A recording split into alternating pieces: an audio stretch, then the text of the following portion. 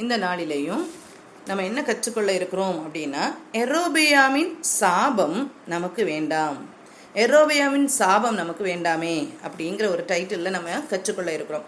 போன வாரம் நம்ம கற்றுக்கொண்டோம், எரோபெயாமின் பாவம் நம்முடைய பாவமோ அப்படின்னு நம்ம பார்த்தோம். எரோபெயாமின் பாவம் நம்முடைய பாவமா இருந்ததா அப்படின்னு பார்த்தா, நிறைய இடத்துல நமக்கு நம்ம ஒருந்தி போன ஒரு காரியத்தை பார்த்தோம் இல்லையா.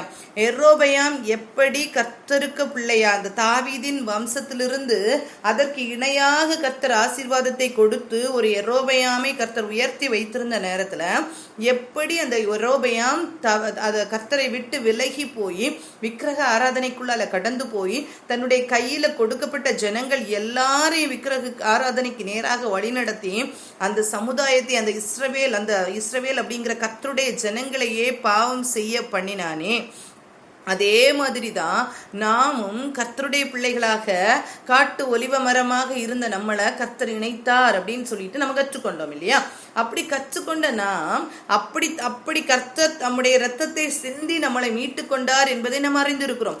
தாவீதின் வம்சத்துக்கு கொடுத்த அந்த ஆசீர்வாதத்தை எரோபெயாமும் கொடுப்பேன்னு சொன்ன தேவன், தாவீதின் குமாரனாகிய இயேசு தன்னுடைய ஆசீர்வாதத்தை தான் சிங்காசனத்துல இருக்கும்போது அந்த சிங்காசனத்துல நான் உங்களையும் வைப்பேன்னு சொல்லிட்டு கர்த்தர் நம்மளை கூப்பிட்டுருக்காரு. நம்மளை அழைத்து அந்த காட்டி ஒலிவ மரமாக இருந்த நம்மளை அதில் ஒட்ட வைத்து இன்னைக்கும் நமக்காக பரிந்து பேசி கொண்டு இருக்கிறாரு அப்படிங்கிறத நாம் ரிலேட் பண்ணி பார்க்கறதுக்கு கர்த்தர் கிருபை செய்தார். அப்போ இப்படி இருக்கிற நாம் நம்ம எப்படி நம்முடைய வாழ்க்கையில எப்படி நம்ம கர்த்தருக்குள்ளால வாழ்ந்து கொண்டு இருக்கிறோமா அப்படிங்கிறத நம்ம சிந்தித்து பார்த்தோம் இல்லையா.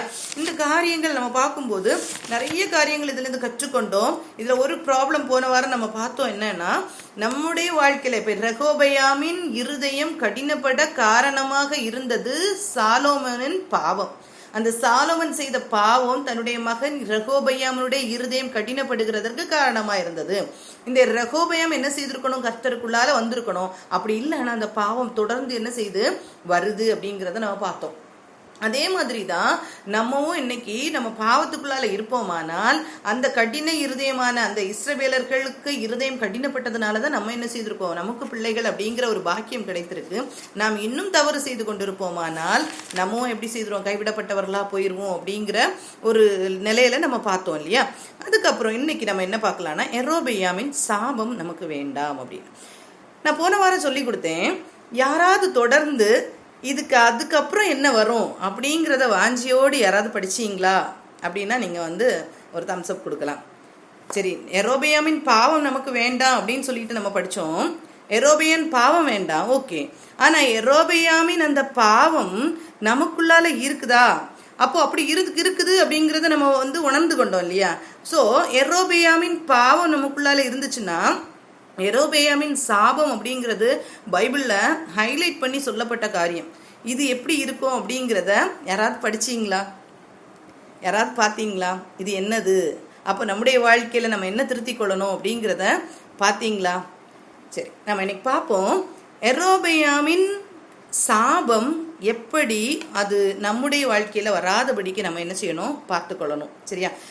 ஒவ்வொருடைய வாழ்க்கையிலையும் கர்த்தர் சொல்ற காரியம் என்னன்னா, ஒரு பனிஷ்மெண்ட் கொடுக்கறதுக்கு முன்னாடி, ஒரு கர்ஸ் அல்ல ஒரு சாபம், ஒரு தண்டனை ஏதோ ஒன்று கர்த்தர் கொடுக்கறதுக்கு முன்னாடி கண்டிப்பா கர்த்தர் என்ன செய்யறாங்கன்னா ஒரு வார்னிங் கொடுக்குறாங்க. ஒரு வார்னிங் கொடுக்காம கர்த்தர் எந்த ஒரு காரியத்தையும் செய்யறதே கிடையாது. ஏன் எல்லா காரியத்துக்குமே இப்படி செஞ்சீங்கன்னா இப்படி இருக்கும், நீங்க இப்படி செஞ்சிட்டு இருக்கீங்க, சோ திரும்புங்க, கர்த்தரிடத்துல திரும்புங்க அப்படின்னு சொல்லிட்டு கர்த்தர் புதிய ஏற்பாட்டில் ஆனாலும் சரி பழைய ஏற்பாட்டில் ஆனாலும் சரி கர்த்தர் அந்த வார்னிங்கை கொடுத்துக்கிட்டே இருக்காரு. இன்னைக்கு நம்முடைய வாழ்க்கையிலையும் கர்த்தர் கொடுக்குற வார்னிங் உண்டு. கர்த்தர் என்ன சொல்றாரு, நீங்க கர்த்தருடைய பிள்ளைகளா இருக்கணும், அப்படி இல்லைன்னா உங்க பாவ வாழ்க்கையை விட்டு வெளியேறி வரணும். இந்த ரெண்டு காரியம் நான் ஒரு வாரத்துக்கு முன்னாடி உங்களுக்கு சொன்னேன். 2 காரியத்தை தான் கர்த்தர் நம்ம கிட்ட எதிர்பார்க்கிறார். மீகா 6:8 சொல்லியிருக்கு, மனுஷனே நன்மை என்னதென்று அவர் உனக்கு அறிவித்திருக்கிறார், நியாயம் செய்து இரக்கத்தை சிநேகித்து உன் தேவனுக்கு முன்பாக மனத்தாழ்மையா நடப்பதே இல்லாமல் வேற என்னத்தை கர்த்தர் உன்னத்தில் கேட்கிறார். அப்போ மனத்தாழ்மையா கர்த்தரிடத்துல நடந்து கொள்ளணும் அப்படிங்கிறத கர்த்தர் கேட்கிறாரு. இன்னும் ஒரு காரியம், நம்முடைய கர்த்தர் கற்பிக்கிற கட்டளைகளை நம்ம என்ன செய்யணும்? கை கொள்ளணும். அது எதுக்காக? நமக்கு நன்மை உண்டாகும்படி, நாம் பரலோகத்துல கர்த்தரோடு இருக்கும்படியாக அவர் கொடுத்திருக்கிற கட்டளையே நாம் கை கொள்ளணும். வேற எதை கர்த்தர் உன்னிடத்தில் கேட்கிறார் அப்படின்னு 2 வசனங்களை நம்ம பார்த்தோம். இந்த 2 தான் கர்த்தர் கேட்கிறாரே தவிர வேற எதுவுமே இல்லை. அவருடைய கட்டளைகளின்படி நடக்கணும், அவருக்கு முன்பாக மனத்தாழ்மையா நடக்கணும். இந்த 2 இல்லாம வேற எதுவுமே இல்லை இல்லையா? அவ்வளோத்துக்கு கர்த்தர் அதை நல்ல ஷார்ப்பனா 2 வசனத்துல அவர் சொல்லி வச்சிருக்காங்க. இதே மாதிரி தான் ஒவ்வொருத்தர் இது பண்ணும் போதும் நம்ம ஸ்டார்டிங்ல பார்க்கும் போதே காயினுடைய வாழ்க்கையில இருந்தே காயின் ஆபேல் கிட்ட பொறாமைப்படும் போதும் கர்த்தர் என்ன சொல்லுவாரு அப்படின்னா, ஆதாம் கிட்ட போய் சொல்லுவாரு, காயின்கிட்ட போய் சொல்லுவாரு, நீ நன்மை செய்தால் உனக்கு மேன்மை இல்லையோ அப்படின்னு சொல்லிட்டு கேட்பாரு. நீ நன்மை செய்திருந்தா நடந்திருக்குமே. ஆதாம் ஏவாள் பாவம் செய்யும் போதும் கர்த்தர் வர்றாரு. நீங்க எங்க இருக்கீங்கன்னு கேட்கும் போது அவங்க ஒழிச்சிட்டு இருக்கோன்னு தான் சொல்றாங்களே தவிர அவங்க ரிப்பன் பண்ணவே இல்லை. ஆனா காயின் இடத்துல கர்த்தர் கேட்கிறாரு, ஏன் உன் முகநாடி வேறுபட்டு இருக்கு அப்படின்னு கேட்கிறாரு. கேட்டாலும் அவன் என்ன சொல்றான்? நீ நன்மை செய்தா மேன்மை இல்லையோன்னு எல்லாம் கர்த்தர் சொல்றாரு. ஆனா அந்த எச்சரிப்பு எதுவுமே, அந்த வார்த்தைகள் எல்லாம் ஏற்றுக்கொள்ளாதபடிக்கு, அதை கன்சிடர் பண்ணாதபடிக்கு காயின் என்ன செய்யறான்? கர்த்தருடைய சந்ததியாகிய ஆபேலை என்ன செய்யறான்? கொன்னு போட்டான் அப்படிங்கிறத பார்த்தோம். நோவா காலத்துல நம்ம பார்த்தா எச்சரிப்பு கொடுக்கப்பட்டது. நோவா வழியாக எச்சரிப்பு கொடுக்கப்பட்டது. நீதியை பிரசங்கித்தவனாகிய நோவா எல்லாரும் வேலைக்குள்ள வாங்க வாங்க வாங்கன்னு சொல்லிட்டு கொடுக்கப்பட்டது. அல்லனா ஒரு ஃப்ளட் வரப்போகுது, அது பெருவெள்ளம் உங்களை அழித்து கொண்டு போக போகுது அப்படிங்கிற அந்த வார்னிங் கொடுக்க தான் செஞ்சாங்க. இன்னைக்கும் நம்ம அந்த வார்னிங்கை இன்னைக்கு நமக்கும் கர்த்தர் நிறைய ஊழியர்கள் மூலமாக, நிறைய வேத வசனங்கள் மூலமாக, இப்படிப்பட்ட கூடிகளின் மூலமாக கர்த்தர் உணர்த்தி கொண்டே தான் இருக்கிறாரு. ஆனாலும் நாம் திருந்தவில்லை என்றால் நமக்கும் இப்படிப்பட்ட பாவங்கள், சாபங்கள் சேருகிறது நிச்சயமாக இருக்கிறது. அதனால நம்ம இன்னைக்கு யெரொபெயாமுடைய வாழ்க்கையை அப்படியே கண்டினியூ பண்ணி நம்ம பார்ப்போம். இப்போ யெரொபெயாமுடைய வாழ்க்கையில அவன் என்ன செய்யறான்னா 13ஆம் அதிகாரத்தை எடுத்துக்கொள்ளுவோம். 1 ராஜாக்கள் 13ஆம் அதிகாரத்தை எடுத்துக்கொள்ளுவோம். சரியா? 1 ராஜாக்கள் 13ஆம் அதிகாரத்துல என்ன சொல்லியிருக்கோம் அப்படின்னா, யெரொபெயாம் என்ன செய்யறாருன்னா தூபம் காட்ட நிற்கிறார். நம்ம என்ன படிச்சோம்? யெரொபெயாமின் பாவமே என்னது? அவர் என்ன பண்றாரு? தானுக்குள்ளேயும் பெத்தேல்லையும் ஒரு கண்ணுக்குட்டியை செஞ்சு வச்சு என்ன சொல்றா, நீங்க எருசலேமுக்கு போகிறது கஷ்டம், உங்களுக்கு வருத்தமா இருக்கும், அதனால இங்கேயே நீங்க என்ன செஞ்சிருங்க, பண்டிகை கொண்டாடிருங்க அப்படின்னு சொல்லிட்டு சொன்னார் இல்லையா? இதே மாதிரிதான் இன்னைக்கு திருச்சபைகள்லையும் கூட, இன்னைக்கு கிறிஸ்தவ சமுதாயத்திலையும் கூட நம்ம செய்யற தவறு என்ன தெரியுமா? அந்த இடுக்கமான வாசல் வழியாய் பிரவேசிக்கிறது கடினம். அதனால நம்ம அங்கெல்லாம் போக வேண்டாம், நம்ம என்ன செய்யலாம், இப்படி ஒரு லைஃப் வாழ்ந்துக்கலாம், கிறிஸ்தவர்கள் தான் அப்படிங்கிற ஒரு நேம்ல நம்ம வாழ்ந்துக்கிட்டா போதும் அப்படிங்கிற ஒரு நினைவு நமக்குள்ளால இருக்குது. அதனாலதான் நம்ம உலகத்துக்குள்ளாலையும் அந்த பொருளாசைக்குள்ளாலையும் அந்த பொருளாசையாகிய விக்கிரகாராதனைக்குள்ளாலையும் நம்ம என்ன செய்து கொண்டு இருக்கிறோம்னா வாழ்ந்து கொண்டு இருக்கிறோம் அப்படிங்கிறத நம்ம உணர்ந்து கொள்வோம். இந்த ஒரு தாட் நமக்குள்ளால இருந்தா மட்டும்தான் கர்த்தர் நம்மோடு பேச முடியும். நம்ம செய்கிற காரியங்கள்ல அன்னைக்கு உலகத்தனமாக நம்ம இருக்கிறோமானால், கிறிஸ்தவர்கள் என்ற போர்வையில அவங்களும் அன்னைக்கு கொண்டாடினாங்க. அதுல அழகா ஒரு வார்த்தை சொல்லியிருக்கோம் தெரியுமா? நீங்க 1 ராஜாக்கள் 13ஆம் அதிகாரம் இதுல சொல்லியிருக்கோம், அவன் தான் உண்டாக்கின கஞ்சுக்குட்டியை பலியிட்டு, எந்த நாள் தெரியுமா? 1 ராஜாக்கள் 12ஆம் அதிகாரம் கடைசி 2 வசனங்களை சொல்லியிருக்கோம். பலியிட்டு தான் உண்டு பண்ணின மேடுகளில் ஆசாரியர்களை பெத்தேலிலே ஸ்தாபித்து தன் மனதிலே தானே நியமித்து கொண்ட 8ஆம் மாதம் 15ஆம் தேதியிலே பெத்தேலில் தான் உண்டாக்கின பலிபீடத்தின் மேல் பலியிட்டு இஸ்ரவேல் புத்திரருக்கு பண்டிகை ஏற்படுத்தி பலிபீடத்தின் மேல் பலியிட்டு தூபம் காட்டினான். ஒரு காரியம், நம்ம கிறிஸ்தவர்களா இருக்கிற இந்தியன்ஸுக்கு கர்த்தர் சொல்ற காரியம், நம்ம பைபிள்ல பார்க்கும்போது இந்தியன்ஸுக்கு ரிலேட்டடா நிறைய காரியங்கள் இருக்கிறத, நம்ம கல்ச்சருக்கு ஏத்தாப்புல இருக்கிறத நம்ம பார்க்க முடியும். நீங்க பார்த்தோம்னா இதுல என்ன சொல்லியிருக்கிறேன்? 8ஆம் மாதம் 15ஆம் தேதி. 8ஆம் மாதம் 15ஆம் தேதினா நமக்கு இண்டிபெண்டன்ஸ் கிடைச்ச நாள் இல்லையா இந்தியன்ஸுக்கு? அப்போ 8ஆம் மாதம் 15ஆம் தேதியை அவங்க என்ன செய்யறாங்க? ஒரு விடுதலையின் நாள். அப்ப விடுதலையாக நம்ம இருக்கிறோம் அப்படின்னு சொல்லிட்டு ஏதோ தன்னுடைய மனதிலே நியமித்த காரியங்களை கொண்டாடுகிறது அல்ல பண்டிகை. அப்படி அல்ல. கர்த்தர் நியமித்த காரியங்களை தான் நம்ம செய்யணுமே தவிர, நாமே நியமித்து செய்கிற காரியங்கள், நாம் விடுதலை பெற்று இன்னைக்கு கர்த்தருக்குள்ளால இருக்கிறோங்கிற போர்வையில நம்ம ஏதோ செய்கிறது எல்லாவற்றையும் கர்த்தர் அக்செப்ட் பண்ணுவாரான்னு கேட்டா இல்ல. கர்த்தர் அக்செப்ட் பண்ண மாட்டாங்க. நம்ம இருதயத்துல நியமித்து ஏதோ காரியங்களை நம்ம என்ன செய்யக்கூடாது, செய்யக்கூடாது அப்படிங்கிறத நம்ம பார்க்கிறோம். இதே மாதிரி தான் நம்ம இன்னொரு காரியத்தை கர்த்தர் உணர்த்தின காரியம் என்ன தெரியுமா? விருத்த சேதனத்தின் மூலமாக தான் அன்னைக்கு இஸ்ரவேலர்கள் கர்த்தருடைய பிள்ளைகளாக மாற்றப்பட்டார்கள். இது ஸ்ட்ராங்கா நம்ம மைண்ட்ல இருக்கணும். அன்னைக்கு ஆபிரகாமின் சந்ததி அதை அப்படி கர்த்தர் தெரிந்து கொண்டார். அந்த சேமுடைய வம்சத்துல வந்த நோவாவின் மகன் சேமுடைய வம்சத்துல வந்து ஆபிரகாமின் அந்த சந்ததியை தான் அப்படியே கர்த்தர் தெரிந்து கொள்ளுகிறாரு. அந்த வம்சத்துல வந்துதான் கர்த்தர் என்ன செய்யறாருன்னா, உன்னுடைய சந்ததியை நான் என்ன செய்வேன், என்னுடைய சந்ததியா இஸ்ரவேல் கோத்திரமாக நான் மாத்துவேன்னு சொல்லிட்டு இஸ்ரவேல் ஜனங்களாக கர்த்தர் அப்படியே பாவித்து வைத்திருக்கிறார். அப்படி இருக்கிற நேரத்துல அந்த ஆபிரகாமின் சந்ததியில யார் வந்து சேர்றா? ஆகாரின் மூலமாக பிள்ளை பெற்றுக் கொள்ளுகிற ஒரு சூழ்நிலை வருது. அந்த நேரத்துலதான் விருத்த சேதனம் உள்ள வருது. அந்த விருத்த சேதனம் ஏன் கொடுத்தாங்க? வெளியிலேந்து ஒரு புறஜாதி உள்ள வரும்போது, கர்த்தருடைய பிள்ளை அப்படிங்கிற இதுக்குள்ளார வரும்போது, அந்த விருத்த சேதனத்தின் மூலமாயே அவங்க என்ன செய்தாங்க? இஸ்ரவேலர்கள் கர்த்தருடைய பிள்ளைகள் அப்படின்னு சொல்லிங்க ஒரு அங்கீகாரத்தை பெற்றுக்கொண்டாங்க. பாத்தீங்கன்னா தீனாள் வந்து தீட்டுப்பட்டு போவா. சீகேமியர் அந்த ராஜாக்கள் அந்த அந்த பிள்ளைகள் என்ன செய்யறாங்க? தீட்டுப்படுத்தினான் அந்த இளவரசன். அப்பயும் என்ன சொல்லுவாங்க? நீ விருத்த சேதனம் பண்ணிக்கொள்ள, என் பிள்ளையை நான் திருமணம் பண்ணி தரேன்னு சொல்லுவாங்க. அவங்க விருத்த சேதனம் பண்ணும் போது இவங்க போய் என்ன செய்திருவாங்க? கொன்றுவாங்க. அப்பதான் யாக்கோபு சொல்ல, என்னுடைய அந்த இது நறுமணத்தை நீ கெடுத்து போட்டீங்களே அப்படின்னு சொல்லுவார் இல்லையா? அன்னைக்கு அவங்க இஸ்ரவேலர்களா இருக்க வேண்டுமானால் ரத்தம் சிந்தி அந்த விருத்த சேதனம் பண்ணப்பட்டுதான் கர்த்தருடைய பிள்ளைகள் அப்படிங்கிற ஒரு பெயரை பெற்றுக்கொண்டார்கள். இன்னைக்கு நம்ம அப்படி அல்ல. கர்த்தர் நமக்காக ரத்தம் சிந்தி, சிலுவையில ரத்தம் சிந்தி, நீங்க இனி சிந்த வேண்டாம் அப்படின்னு சொல்லி கர்த்தர் நம்மை தம்முடைய ஜனமாக வைத்திருக்கிறார். அவ்வளவு பெயர் பெற்றவர்களாக நம்ம பிலிப்பியர் 3ஆம் அதிகாரம் 3ஆம் வசனத்துல சொல்லியிருக்கோம், ஆவிக்குரிய இஸ்ரவேலர்கள் யார் அப்படிங்கிற காரியம் சொல்லியிருக்கோம். இதை மனதுல வைத்துக்கொண்டு நாம் இன்னைக்கு கர்த்தரை நம்பி மாத்திரம்தான் இருக்கிறோமா? இல்ல விக்கிரக ஆராதனைக்கு பின்னால போறோமா? எங்கேந்தோ நமக்கு ஆசீர்வாதம் கிடைத்தால் போதும், எப்படியோ நம்ம ஆசீர்வாதத்தை பெற்றுக்கொண்டால் போதும் அப்படிங்கிற ஒரு எண்ணத்தோடு நம்ம இருப்போமானால், இந்த உலகத்துல நம்முடைய வாழ்க்கை எப்படியோ கர்த்தருக்குள்ளால இருக்குதோ இல்லையோ நாம் பெற்றுக்கொள்ளணும் அப்படிங்கிற ஒரு எண்ணத்தோடு இருப்போமானால், நம்மமும் எப்படி இருக்கிறோம்னா இந்த எரோபெயாமின் பாவத்தை தான் செஞ்சு கொண்டிருக்கிறோம் அப்படிங்கிற ஒரு காரியம் நம்ம மனதுல இருந்தால் மாத்திரம்தான் இனி நம்ம சொல்ல போற காரியங்கள் நமக்கு புரியும். சரியா? சரி, 13ஆம் அதிகாரத்துல நம்ம எடுத்துக்கொள்வோம். எரோபெயாம் தூபம் காட்ட பலிபீட தண்டையில நிற்கையில், இதோ தேவனுடைய மனுஷன் ஒருவன் கர்த்தருடைய வார்த்தையின்படியே யூதாவிலிருந்து பெத்தேலுக்கு கர்த்தருடைய மனுஷன் ஒருத்தன் வர்றான். எதுக்காக வர்றாருன்னா, இந்த பலிபீடத்துல யார் பலி செலுத்தணும் அப்படின்னா ஆசாரியர்கள் தான் பலி செலுத்தணும். ஆனா நம்ம படிச்சோம், போன வாரம் படிச்சோம், அந்த இதுல ஈனமானவர்கள் அவருக்கு யாருக்கு தோணுதோ எல்லாரையும் என்ன செய்யறாரு? கொண்டு போய் பலி செலுத்துறதுக்கு வைக்கிறாரு. அதான் ஒரு கட்டுப்பாடு, ஒரு காரியமே இல்லை. அந்த இடுக்கமான வாசல், அந்த திறந்த வாசல், அதுதான் நீங்க ஞாபகம் வச்சுக்கோங்க. கர்த்தருடைய திட்டத்தின்படி நம்ம போகணும்னா இடுக்கமான வாசல் வழிதான் போகணும். இல்ல பாதாளத்துக்கு போகணும்னா எப்படினாலும் இருக்கலாம். அப்படிங்கிற ஒரு காரியத்துக்குள்ளாலதான் இன்னைக்கு யார் நடத்தி கொண்டிருக்கிறா? இந்த எரோபெயாம் நடத்தி கொண்டிருக்கிறான். இவன் மற்றவர்களை தூபம் காட்ட வைத்துக் கொண்டிருந்தவன் இன்னைக்கு இவன் நாம் தூபம் காட்டுறேன்னு சொல்லிட்டு என்ன பலிபீடத்துக்கு மேல வந்து நிக்கிறான். அப்போ கர்த்தருடைய ஒரு எச்சரிப்பு அவனுக்கு வருது. என்ன எச்சரிப்பு வருது அப்படின்னா, தேவனுடைய மனுஷன் ஒருவன் கர்த்தருடைய வார்த்தையின்படி யூதாவிலிருந்து பெத்தேலுக்கு வந்து அந்த பலிபீடத்தை நோக்கி, பலிபீடமே, இதோ தாவீதின் வம்சத்தில் யோசியா என்னும் பேருள்ள ஒரு குமாரன் பிறப்பான். அவன் உன்மேல் தூபம் காட்டுகிற மேடைகளின் ஆசாரியர்களை உன்மேல் பலியிடுவான்.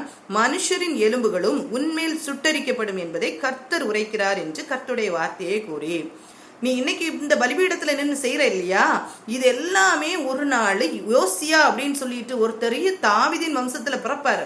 அவர் வந்து பாரு, இந்த பலிபீடத்தை என்ன பண்றாருன்னு பாரு, இந்த காரியத்தை எல்லாம், அந்த எலும்புகளை எல்லாம் இந்த இதுக்கு மேல சுட்டரித்து போடுவார் அப்படின்னு சொல்லிட்டு ஒரு காரியத்தை சொல்றாரு. நீ இப்படி தப்பு பண்ற அப்படின்னு சொல்லிட்டு வார்ன் பண்றாரு.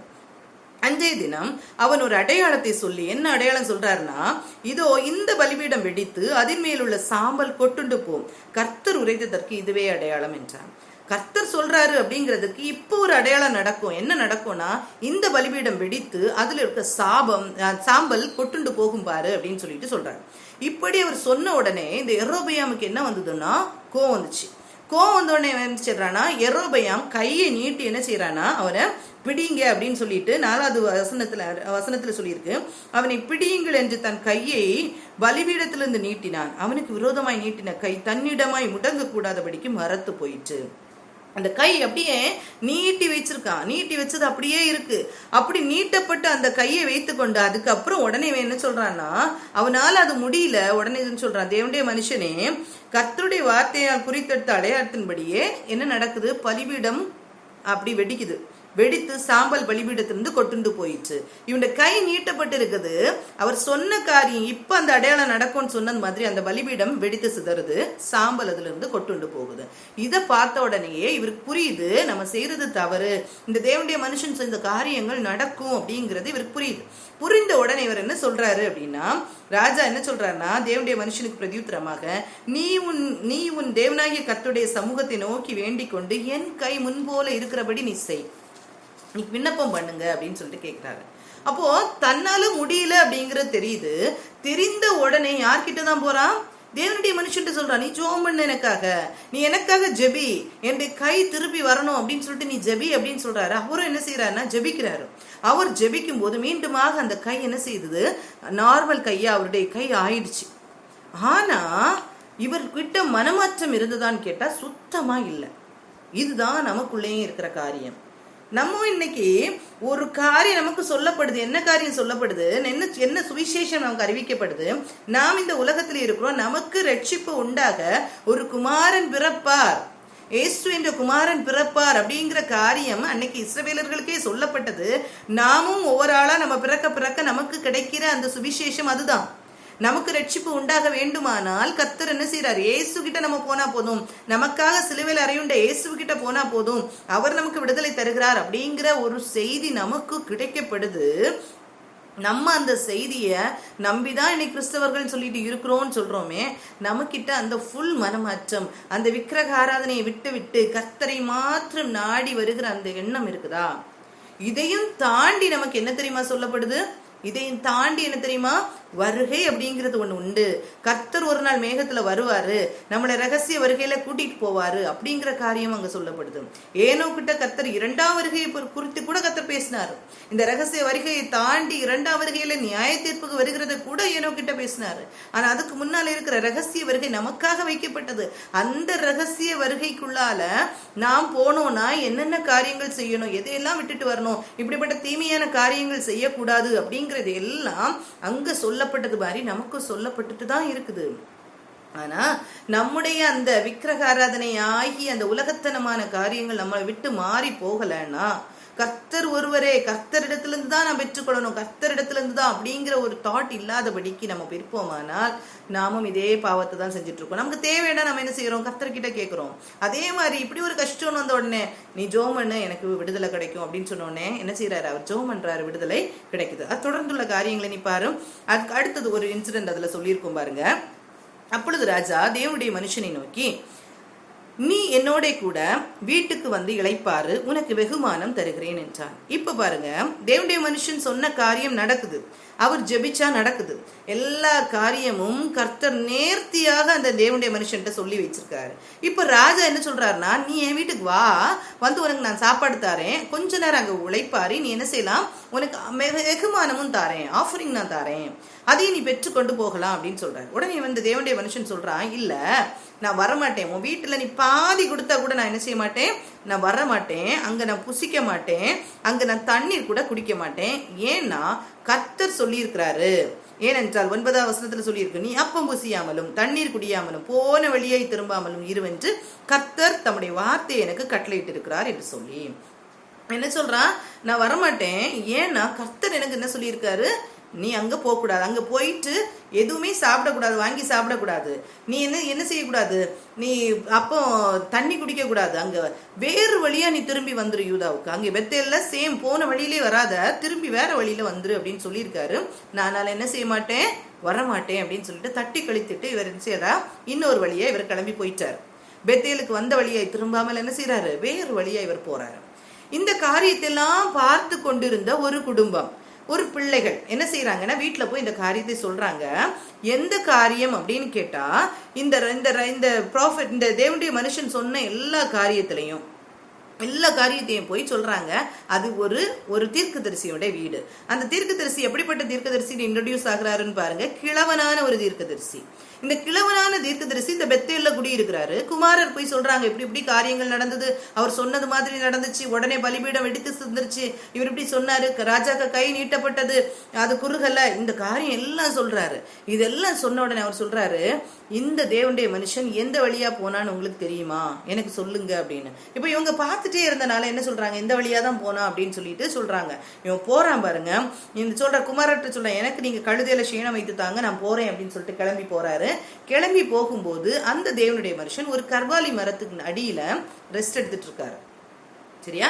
ஒரு 14ஆம் வசனத்துல சொல்லி இருக்கு, தேவனுடைய மனுஷனை தொடர்ந்து போய் ஒரு கர்வாலி மரத்தின் கீழ் உட்கார்ந்து இருக்கிறவனை கண்டு, யூதாவிலிருந்து வந்த தேவனுடைய மனுஷன் நீர்தானா என்று அவனை கேட்டதற்கு அவன் நான் தான் என்றான். நான் தான் அப்படின்னு சொல்றான். அப்பொழுது அவனை நோக்கி, என்னோட கூட வீட்டுக்கு வந்து அப்பம் புசியும் என்றான். அப்போ இவர் சொல்றாரு, இவர் தன்னை இன்ட்ரோடியூஸ் பண்ணிட்டு என்ன சொல்றாரு, என் கூட வந்து நீங்க என்ன செய்யுங்க, சாப்பிடுங்க, அப்பம் புசியும் அப்படின்னு சொல்றாரு. உடனே இவன் சொல்றான், அவன் திரும்ப, நான் உங்க கூட என்ன செய்ய மாட்டேன், வரமாட்டேன், போக மாட்டேன், ஆண்டவர் எனக்கு இப்படி சொல்லி இருக்காரு. அதே ரிப்ளையே என்ன சொல்றாரு, கரெக்டா சொல்றாரு, அதே ரிப்ளையே சொல்றாரு.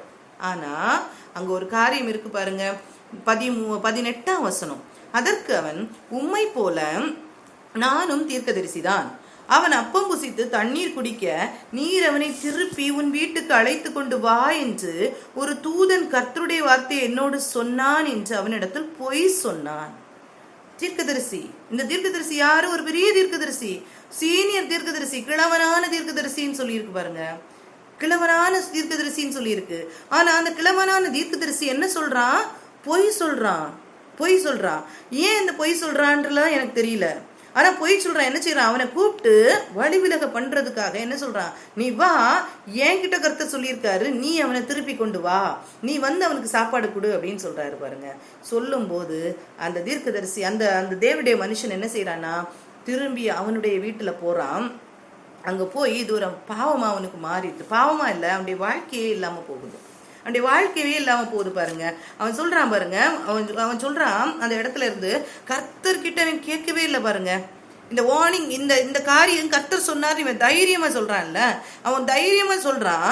ஆனா இந்த காரியத்தை கர்த்தர்கிட்ட இவன் கேட்டிருக்கலாமா, கேட்டிருக்க கூடாதா? கண்டிப்பா இந்த தேவனுடைய மனுஷன் கேட்கணும். நம்முடைய வாழ்க்கையில இதான், தீர்க்க தரிசனங்கள் உண்டான்னு கேட்டா கண்டிப்பா உண்டு.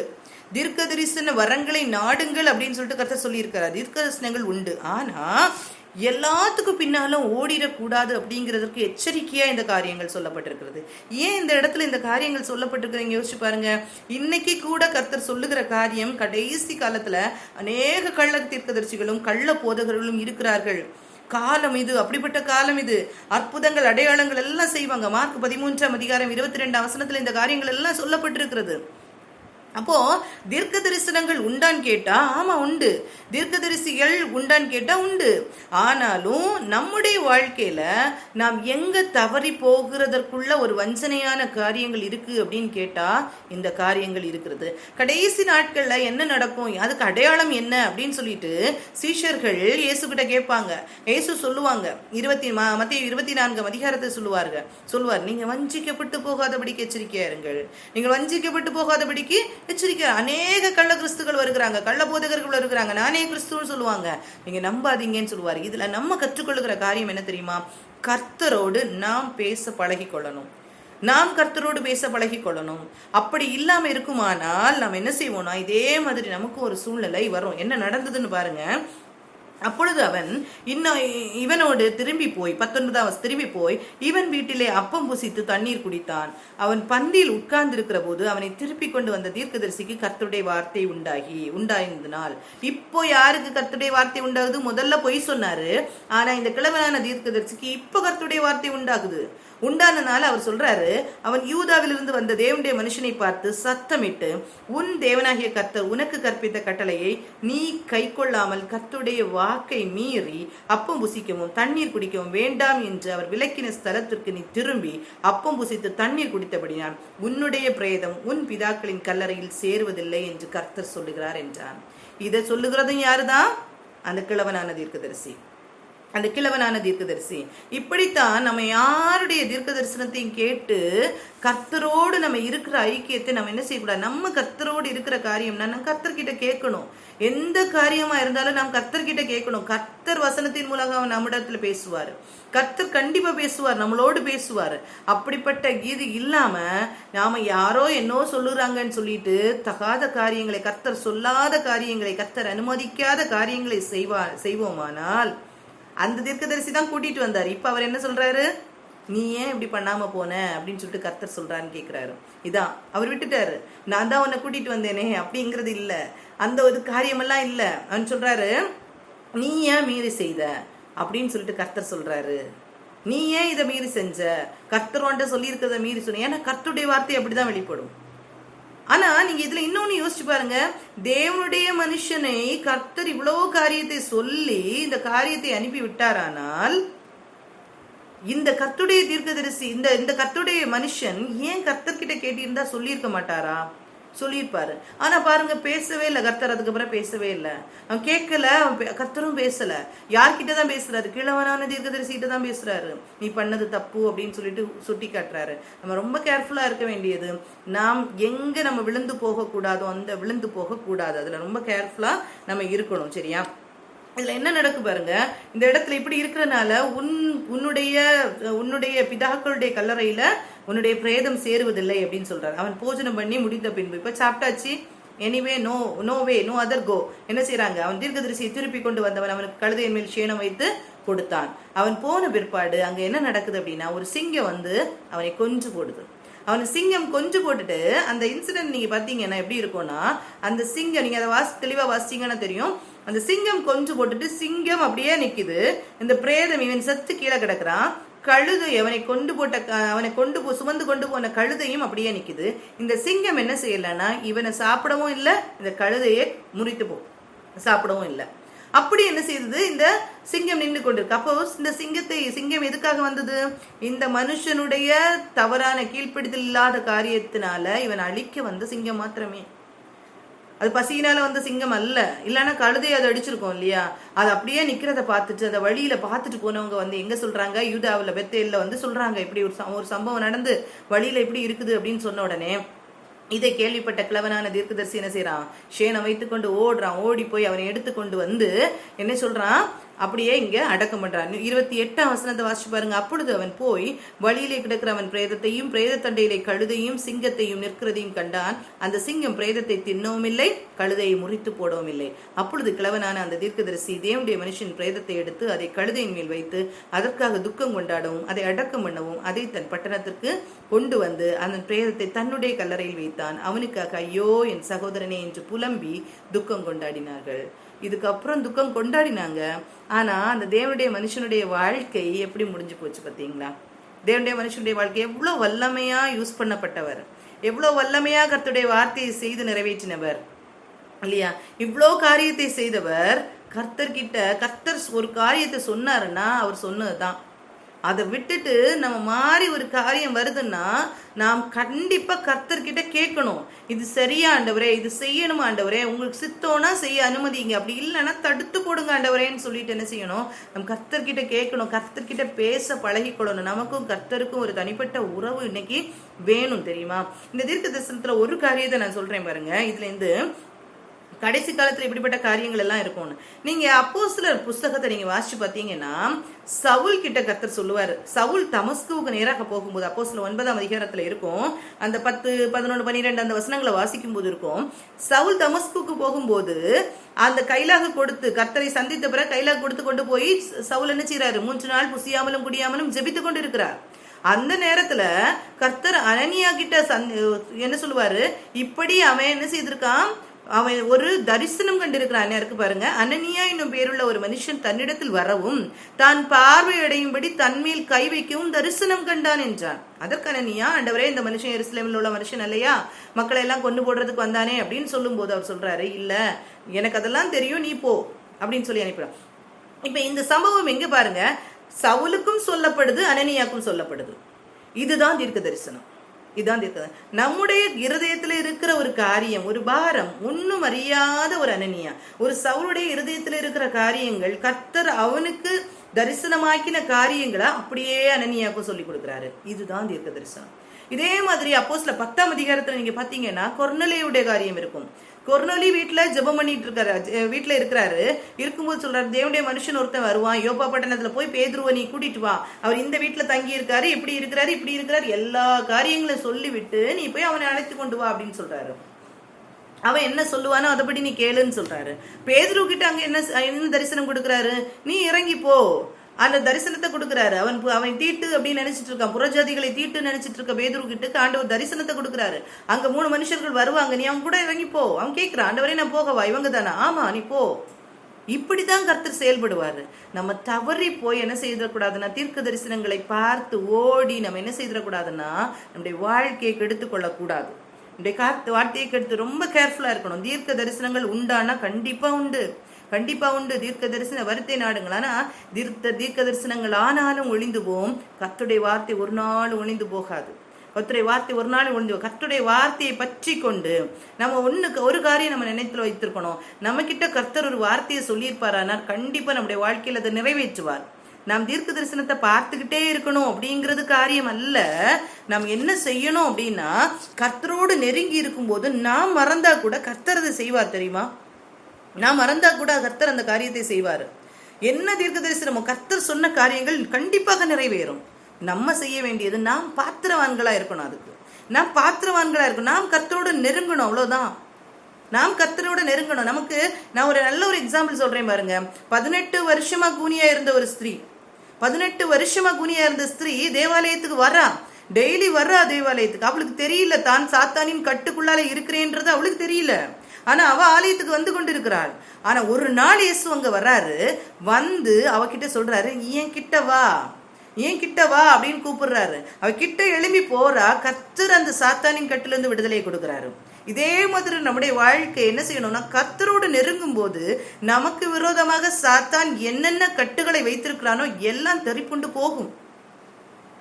சரியா, இந்த மாதிரி ஒரு ஸ்ட்ராங் பிலீஃப் நமக்குள்ளால இருக்கணும். நாம் கர்த்தர்கிட்ட இருந்தோம்னா கர்த்தர் நம்மளோட இருப்பாரு. சரியா, அந்த ஒரு உறுதி நமக்கு வேணும். கர்த்தர் நம்மோடு பேசணும், கர்த்தர் நம்மோடு பேசுகிற அந்த அனுபவம் நம்ம வேணும். அந்த அனுபவத்துக்குள்ளால போகணும். நம்ம இந்த கடைசி காலத்துல இருக்கிறோமே, எதையும் நம்பி எங்கேயாவது போய் நம்ம விழுந்து விடக்கூடாது. எவ்வளவோ கள்ள தீர்க்கதரிசிகள் இருக்கிறாங்க, எவ்வளோ கள்ள போதகர்கள் இருக்கிறாங்க. இதுல நீங்க பாத்தீங்கன்னா எல்லா போதகர்களும் கள்ள போதகர்கள்லாம் கண்டுபிடிக்கிறதுக்கு எப்படி உங்களுக்கு தெரியும், எப்படி நமக்கு தெரியும்? யாருமே கர்த்தரை நீங்க சேவிக்க வேண்டாம்னு சொல்லல. அப்படி சொன்னோன்னா நம்ம அவங்க பின்னால போக மாட்டோமே. அப்ப அவங்க கள்ள தீர்க்கதரிசின்னு சொல்ல வேண்டாமே. கர்த்தரை சேவிக்க வேண்டாம்னு சொன்னா நம்ம போக மாட்டோமே அவங்க பின்னால.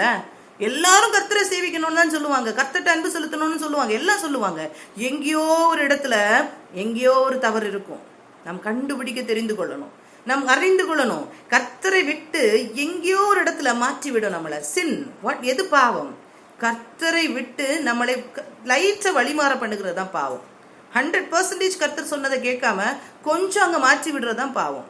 கர்த்தர் சொல்லாததை செய்யறது பாவம். இதை நம்ம புரிந்து கொள்ளணும். இப்படி இல்லைன்னா நம்ம என்ன செய்வோம், விழுந்து போயிடுவோம். ஏன்னா கடைசி நாட்கள்ல கர்த்தர் சொன்ன அடையாளம் அதுதான், அந்த எச்சரிப்பு அதுதான். கடைசி நாட்கள்ல என்ன செய்வோங்க, வஞ்சிக்கப்பட்டு போவார்கள். தெரிந்து கொள்ளப்பட்டவர்களும் வஞ்சிக்கப்பட்டு போகிற காலம். இன்னைக்கு எத்தனையோ பெரிய ஊழியக்காரர்கள், எனக்கு அவ்வளவுத்துக்கு என்ன இல்லை, நாலேஜ் இல்லை, அவ்வளவுத்துக்கு நமக்கு அனுபவங்கள் இல்லை. ஆனா அனுபவம் மிக்க போதகர்கள் சொல்லுகிற காரியங்கள் எவ்வளோ நல்லா இருந்தாங்க. இன்னைக்கு அவங்களுடைய வாழ்க்கை இன்னைக்கு கள்ள போதனைக்குள்ளால போகுதுன்னு சொல்லுகிற எத்தனையோ காரியங்களை நம்ம கேட்க முடியுது. நான் யாரையும் பாயிண்ட் பண்ணி பேச வரல. ஆனா நாம் கொடுக்கப்பட்ட கையில நமக்கு கொடுக்கப்பட்டுள்ள வேதத்தை தவிர அந்த வசனங்கள் நம்மை நடத்தாதபடிக்கு ஏதோ காரியங்களை மட்டும் நம்ம கேட்டுட்டு நடந்தோமானால் கண்டிப்பாக ஒரு நாள் வஞ்சிக்கப்பட்டு போவோம். கண்டிப்பாக வஞ்சிக்கப்பட்டு போவோம். அந்த வசனம் கண்டிப்பா நம்முடைய இருதயத்துல என்ன செய்யணும், ஆணித்தரமாக பதிந்திருக்கணும். இந்த பாருங்க, தெரிந்து கொள்ளப்பட்டவர்கள் வஞ்சிக்கப்பட்டு போவார்கள்னு சொன்னது மாதிரி தானே இந்த தேவனுடைய மனுஷன் எவ்வளவு பெரிய காரியங்களை சொன்னாரு, எவ்வளோ காரியத்தை சொல்லியிருக்காரு. இவர் சொன்னார் இல்லையா, யோசியான்னு ஒருத்தர் வருவாரு, அவர் வர்ற நாட்கள்ல இந்த காரியம் எல்லாம் நடக்கும் அப்படின்னு சொன்னார் இல்லையா. அந்த காரியம் நடந்துதான்னு கேட்டா நடந்துச்சு. அந்த காரியம் நடந்துச்சு. நீங்க பாருங்க, எடுத்துக்கோங்க 2 ராஜாக்கள் 23ஆம் அதிகாரம். 2 ராஜாக்கள் 23ஆம் அதிகாரத்துல இந்த காரியங்கள் நடந்தது. எப்படி நடந்து பாருங்க. இஸ்ரவேலை பாவம் செய்ய பண்ணின நேபாத்தின் குமாரனாகிய எரோபெயாம் பெத்தேலிலே உண்டாக்கியிருந்த பலிபீடமும் மேடையும் ஆகிய அவ்விரண்டையும் அவன் இடித்து அந்த மேடையை சுட்டரித்து தூளாக்கி விக்கிரக தோப்பையும் சுட்டரித்தான். யோசியா திரும்பி பார்க்கிற போது அங்கே அந்த மலையில் இருக்கிற கல்லறைகளை கண்டு ஆட்களை அனுப்பி அந்த கல்லறைகளில் உள்ள எலும்புகளை எடுத்து வர சொல்லி, இப்படி நடக்கும் என்று தேவனுடைய மனுஷன் கூறின கர்த்தருடைய வார்த்தையின்படியே அவைகளை அந்த பலிபீடத்தின் மேல் சுட்டரித்து அதை தீட்டாக்கினான். இங்க அதானே சொன்னான், அதை தானே சொன்னார் தேவனுடைய மனுஷன். அந்த தேவனுடைய மனுஷன் அதான் சொன்னான், நீ எலும்புகள் எல்லாம் அந்த இடத்துல என்ன செய்யும், நான் இதை வாசிக்கிறேன், அந்த வசனம் அங்க இருக்கட்டும், நான் இங்க வாசிக்கிறேன். 1 ராஜாக்கள் 13:2 இருக்கிற வசனத்தை பாருங்க, நான் வாசிக்கிறேன். அந்த பலிபீடத்தை நோக்கி, பலிபீடமே பலிபீடமே, இதோ தாவீதின் வம்சத்தில் யோசியா என்னும் பேருள்ள ஒரு குமாரன் பிறப்பான். அவன் உன்மேல் தூபம் காட்டுகிற மேடைகளின் ஆசாரிகளை உன்மேல் பலியிடுவான். மனுஷரின் எலும்புகளும் உன்மேல் சுட்டரிக்கப்படும் என்பதை கர்த்தர் உரைக்கிறார் என்று கர்த்தருடைய வார்த்தையை கூறி. சரியா, இதே காரியங்கள் நடந்தேறினது. இவ்வளவு வல்லமையான தீர்க்க தரிசனம் சொன்னவர் ஒரு கிழவனான தீர்க்கதரிசி சொன்ன வார்த்தையை கேட்டு அவருக்கு பின்னால போய் அவருடைய வாழ்க்கையே இல்லாம போயிடுச்சு. அதான் தெரிந்து கொள்ளப்பட்டவர்கள் கூட என்ன செய்ய வஞ்சிக்கப்படுகிற காலம் அப்படின்னு சொல்லப்பட்டிருக்கிற. சரியா, அதனால ரொம்ப கேர்ஃபுல்லா நம்ம இருப்போம். நம்முடைய கர்த்தருடைய வார்த்தை இல்லாதபடிக்கு எந்த ஒரு காரியம் நம்மளை என்ன செய்திடக்கூடாதுன்னா நடத்திடவே கூடாது. அது ரொம்ப, அதனால கர்த்தருடைய வார்த்தை ரொம்ப முக்கியம். கர்த்தருடைய வார்த்தை ரொம்ப முக்கியம். அதை கற்றுக்கொள்ளணும். அதை நமக்கு உட்கொண்டு நம்ம என்ன செய்யணும், நம்முடைய வாழ்க்கையில் அதை பொருத்தி பார்த்து நம்ம என்ன செய்யணும், வாழணும்.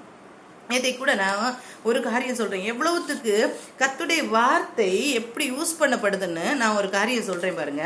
நான் சர்ச் முடிச்சுட்டு வரும்போது ஒரு பேம்ப்லெட் என் கையில கிடைச்சது. அது எதுக்காகனா நியூட்ரிஷன் அண்ட் வெல்னஸ் சென்டர் அப்படின்னு அதுல போட்டிருந்துச்சு. அது என்ன சொல்லியிருக்கு பாருங்க. நமக்கு ஒரு வசனம் தெரியும். என்ன வசனம்? மனுஷன் உலகம் முழுவதையும் ஆதாயப்படுத்தி கொண்டாலும் தன் ஜீவனை தன் ஆத்மாவை நஷ்டப்படுத்தினால் அவனுக்கு லாபம் என்ன? இந்த கேர் சென்டர்ல என்ன போட்டிருக்காங்க தெரியுமா? நியூட்ரிஷன் அண்ட் வெல்னஸ் கேர் சென்டர்ல என்ன போட்டிருக்கு தெரியுமா? ஒருவன் உலகத்தையே தனதாக்கி கொண்டாலும் உடல் ஆரோக்கியத்தை இழந்தால் அதனால் அவனுக்கு என்ன பயன்? கர்த்தருடைய வசனம் எங்கெல்லாம் யூஸ் பண்ணப்படுது, எப்படி எல்லாம் மாற்றப்படுதுன்னு பாருங்க. ஆக்சுவலி இந்த கேர் சென்டரை நடத்துறவங்க பேரை பார்த்தா கிறிஸ்தவ கேர் சென்டர்ஸ். அப்போ அந்த வசனம் எப்படி மாற்றப்படுதுன்னு பாருங்க. ஒருவன் உலகத்தையே தனதாக்கி கொண்டாலும் உடல் ஆரோக்கியத்தை இழந்தால் அவனுக்கு என்ன பயன்? அப்போ அந்த வசனம் எங்க யூஸ் பண்ணணும், எதுக்கு யூஸ் பண்ணணும்? தன்னுடைய சுய லாபத்துக்காக இந்த வசனத்தை யூஸ் பண்ணி என்ன செய்யறாங்க, கொண்டு வராங்க. அங்க இப்படித்தான் மாற்றம் இருக்கும். எல்லாமே அப்படி இந்த கள்ள போதகர்களை நம்ம கண்டுபிடிக்கிறது கொஞ்சம் கடினம். அதற்கு ஒரு கர்த்தர் ஒரு வரத்தை கொடுத்திருக்கிறார். அது எப்படின்னா எங்கேருந்தோ பொத்து வர வரம் கிடையாது. வசனத்தை வாசிக்க வாசிக்க வசனம் நம்ம உட்கொள்ள நமக்குள்ளாலே அது தெரியும், எது தவறு எது கரெக்ட்னு நமக்கு என்ன செய்யும், கண்டிப்பா தெரிய வரும். சரியா, அதனால ரொம்ப எச்சரிக்கையாக இருப்போம். இந்த வார்த்தைகள் என்ன செய்யுதுன்னா, கர்த்தர் சொன்ன வார்த்தைகள் ஒரு நாள் நிறைவேறும். அந்த யோசியா ராஜா சொன்னது நிறைவேறுச்சான்னு கேட்டா ஆமா நிறைவேறுச்சு. இந்த தேவனுடைய மனுஷன் கூட சொல்றான் பாருங்க. 1 ராஜாக்கள் 13ஆம் அதிகாரம் 31ஆம் வசனத்துல சொல்றாரு, அவனை அடக்கம் பண்ணின இடத்துல என்னையும் அடக்கம் பண்ணுங்க. தன்னுடைய மகன்கிட்ட சொல்றாரு, அதை அடக்கம் பண்ண இடத்துல என்னையும் அடக்கம் பண்ண அப்படின்னு சொல்லிட்டு சொல்றாரு. அவன் பெத்தேலில் இருக்கிற பலிபீடத்திற்கு சமாரியன் பட்டங்களில் இருக்கிற மேடைகளாகிய சகல கோவில்களுக்கு விரோதமாக கூறின கர்த்தருடைய வார்த்தை நிச்சயமாக நிறைவேறும். இப்ப கிழவனான தீர்க்கதரிசி சொல்ற நிச்சயமாக நிறைவேறும். ஆமா, கண்டிப்பா நிறைவேறும். கர்த்தர் சொன்ன காரியங்கள் எல்லாம் நிறைவேறும். நமக்கும் கர்த்தர் அதான் சொல்லியிருக்காரு. ஒரு குமாரன் நமக்கு கொடுக்கப்படுவார்னு சொன்ன மாதிரி, தாவீதின் வம்சத்துல யோசியா இப்படிப்பட்ட சீர்திருத்தங்களை எல்லாம் செய்வாருன்னு சொன்ன மாதிரி, இயேசு சீர்திருத்தங்களை செய்வாருங்கிறது நிச்சயம். அவர் செய்து கொண்டுதான் இருக்கிறார். யோவான் 3 சொல்லியிருக்காரு. யோவான் 3ஆம் அதிகாரம் 16ஆம் வசனத்திலிருந்து சொல்லப்பட்ட காரியம் என்னது? தேவன் என்ன செய்யறார்? தன் ஒரே பேரான குமாரனை நமக்கு தந்தருளி இவ்வளவாய் உலகத்தில் அன்பு கூர்ந்தார் அப்படின்னு சொல்லியிருக்கு இல்லையா? இந்த தேவன் இந்த இயேசு எதற்காக இந்த உலகத்துல வந்தாரு? அடுத்து கீழே சொல்லியிருக்கோம், ஆக்கினை தீர்ப்புக்காக வரவில்லை, எல்லாரையும் மீட்டுக் கொள்ளதான் வந்தாரு. ஆனா இந்த உலகத்துல ஆக்கினை தீர்ப்பு நடக்குது. ஏன் நடக்குது அப்படின்னா, இருளில் இருக்கிற ஜனங்கள் இந்த வெளிச்சத்துக்குள்ளால வர்றதுக்கு மனதில்லாமல் இருக்கிறார்கள் அப்படின்னு சொல்லிட்டு அந்த வசனங்கள் சொல்லுது. அந்த வசனங்களை நீங்க வாசிச்சு பாருங்க. யோவான் 3ஆம் அதிகாரம் 16லிருந்து 21 வரைக்கும் உள்ள வசனங்களை வாசிச்சு பார்த்தீங்கன்னா தெரியும். உலகத்தை ஆக்கினைக்குள்ளாக தீர்க்கும்படி தேவன் தம்முடைய குமாரனை உலகத்தில் அனுப்பாமல் அவராலே உலகம் லட்சிக்கப்படுவதற்காகவே அனுப்பினார். அதனாலதான் அனுப்பினாரு. ஆனா அதை விசுவாசிக்காம அந்த இருளில் இருந்து வெளிச்சத்துக்குள்ள வர மனதில்லாம இன்னைக்கு ஜனங்கள் இருக்கிறாங்கன்னு சொன்ன கூட்டத்துல நம்ம இன்னைக்கு இருக்கிறோமா? நாம் இன்னைக்கு இருக்கிறோமா? கர்த்தரை மட்டும் பற்றி பற்றி கொண்டு இந்த உலகத்தின் காரியங்கள் எந்த ஒரு காரியமும் பற்றி இதுல நான் சொல்ல போறேன். இதுல சொல்ற ஒரு காரியம், நம்ம என்ன செய்யணும்னா, கர்த்தருடைய பிள்ளைகளா நம்ம இருக்கிறோம்னா கர்த்தரிடத்திலிருந்து நாம் எதை பெற்றுக் கொள்ளுகிறோம் என்பது அல்ல, கர்த்தரோடு கர்த்தருக்காக நாம் எதை செய்கிறோம், இப்படி ஒரு வாழ்க்கை நமக்குள்ளால வேணும். அந்த ஒளியின் வாழ்க்கையை அந்த உலகத்துல நம்ம வாழுகிறதற்கு ஜஸ்ட் நம்ம பெற்றுக் கொள்ளுகிறதற்காக மட்டும் அல்ல, இம்மைக்காக மாத்திரம் கர்த்தரிடத்துல நம்ம இருப்போம். ஆனால் எல்லாரையும் பார்க்கலும் பரிதபிக்கப்பட்டவர்களா இருப்போம்னு ஒரு வசனம் இருக்கு இல்லையா, அது உண்மை. எனக்கு ஒரு கஷ்டம் வந்துன்னா நான் என்ன செய்வேன், கண்டிப்பா கூப்பிடதான் செய்வேன், ஆண்டவரேன்னு கூப்பிடதான் செய்வேன், அது நிச்சயம். ஏன்னா அவர் நமக்கு தகப்பன்.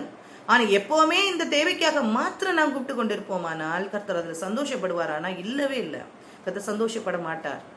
நாம் கர்த்தருக்காக என்ன செய்கிறோம் அப்படிங்கிற இதை பாருங்க. இந்த 19 to 21 வரைக்கும் உள்ள வசனத்துல, ஒளியானது உலகத்திலே வந்திருந்தும் மனுஷனுடைய கிரியைகள் பொல்லாதவைகளா இருக்கிறபடியால் அவர்கள் ஒளியை பார்க்கும் இருளை விரும்புகிறதே அந்த ஆக்கினை தீர்ப்புக்கு காரணமா இருக்கிறது.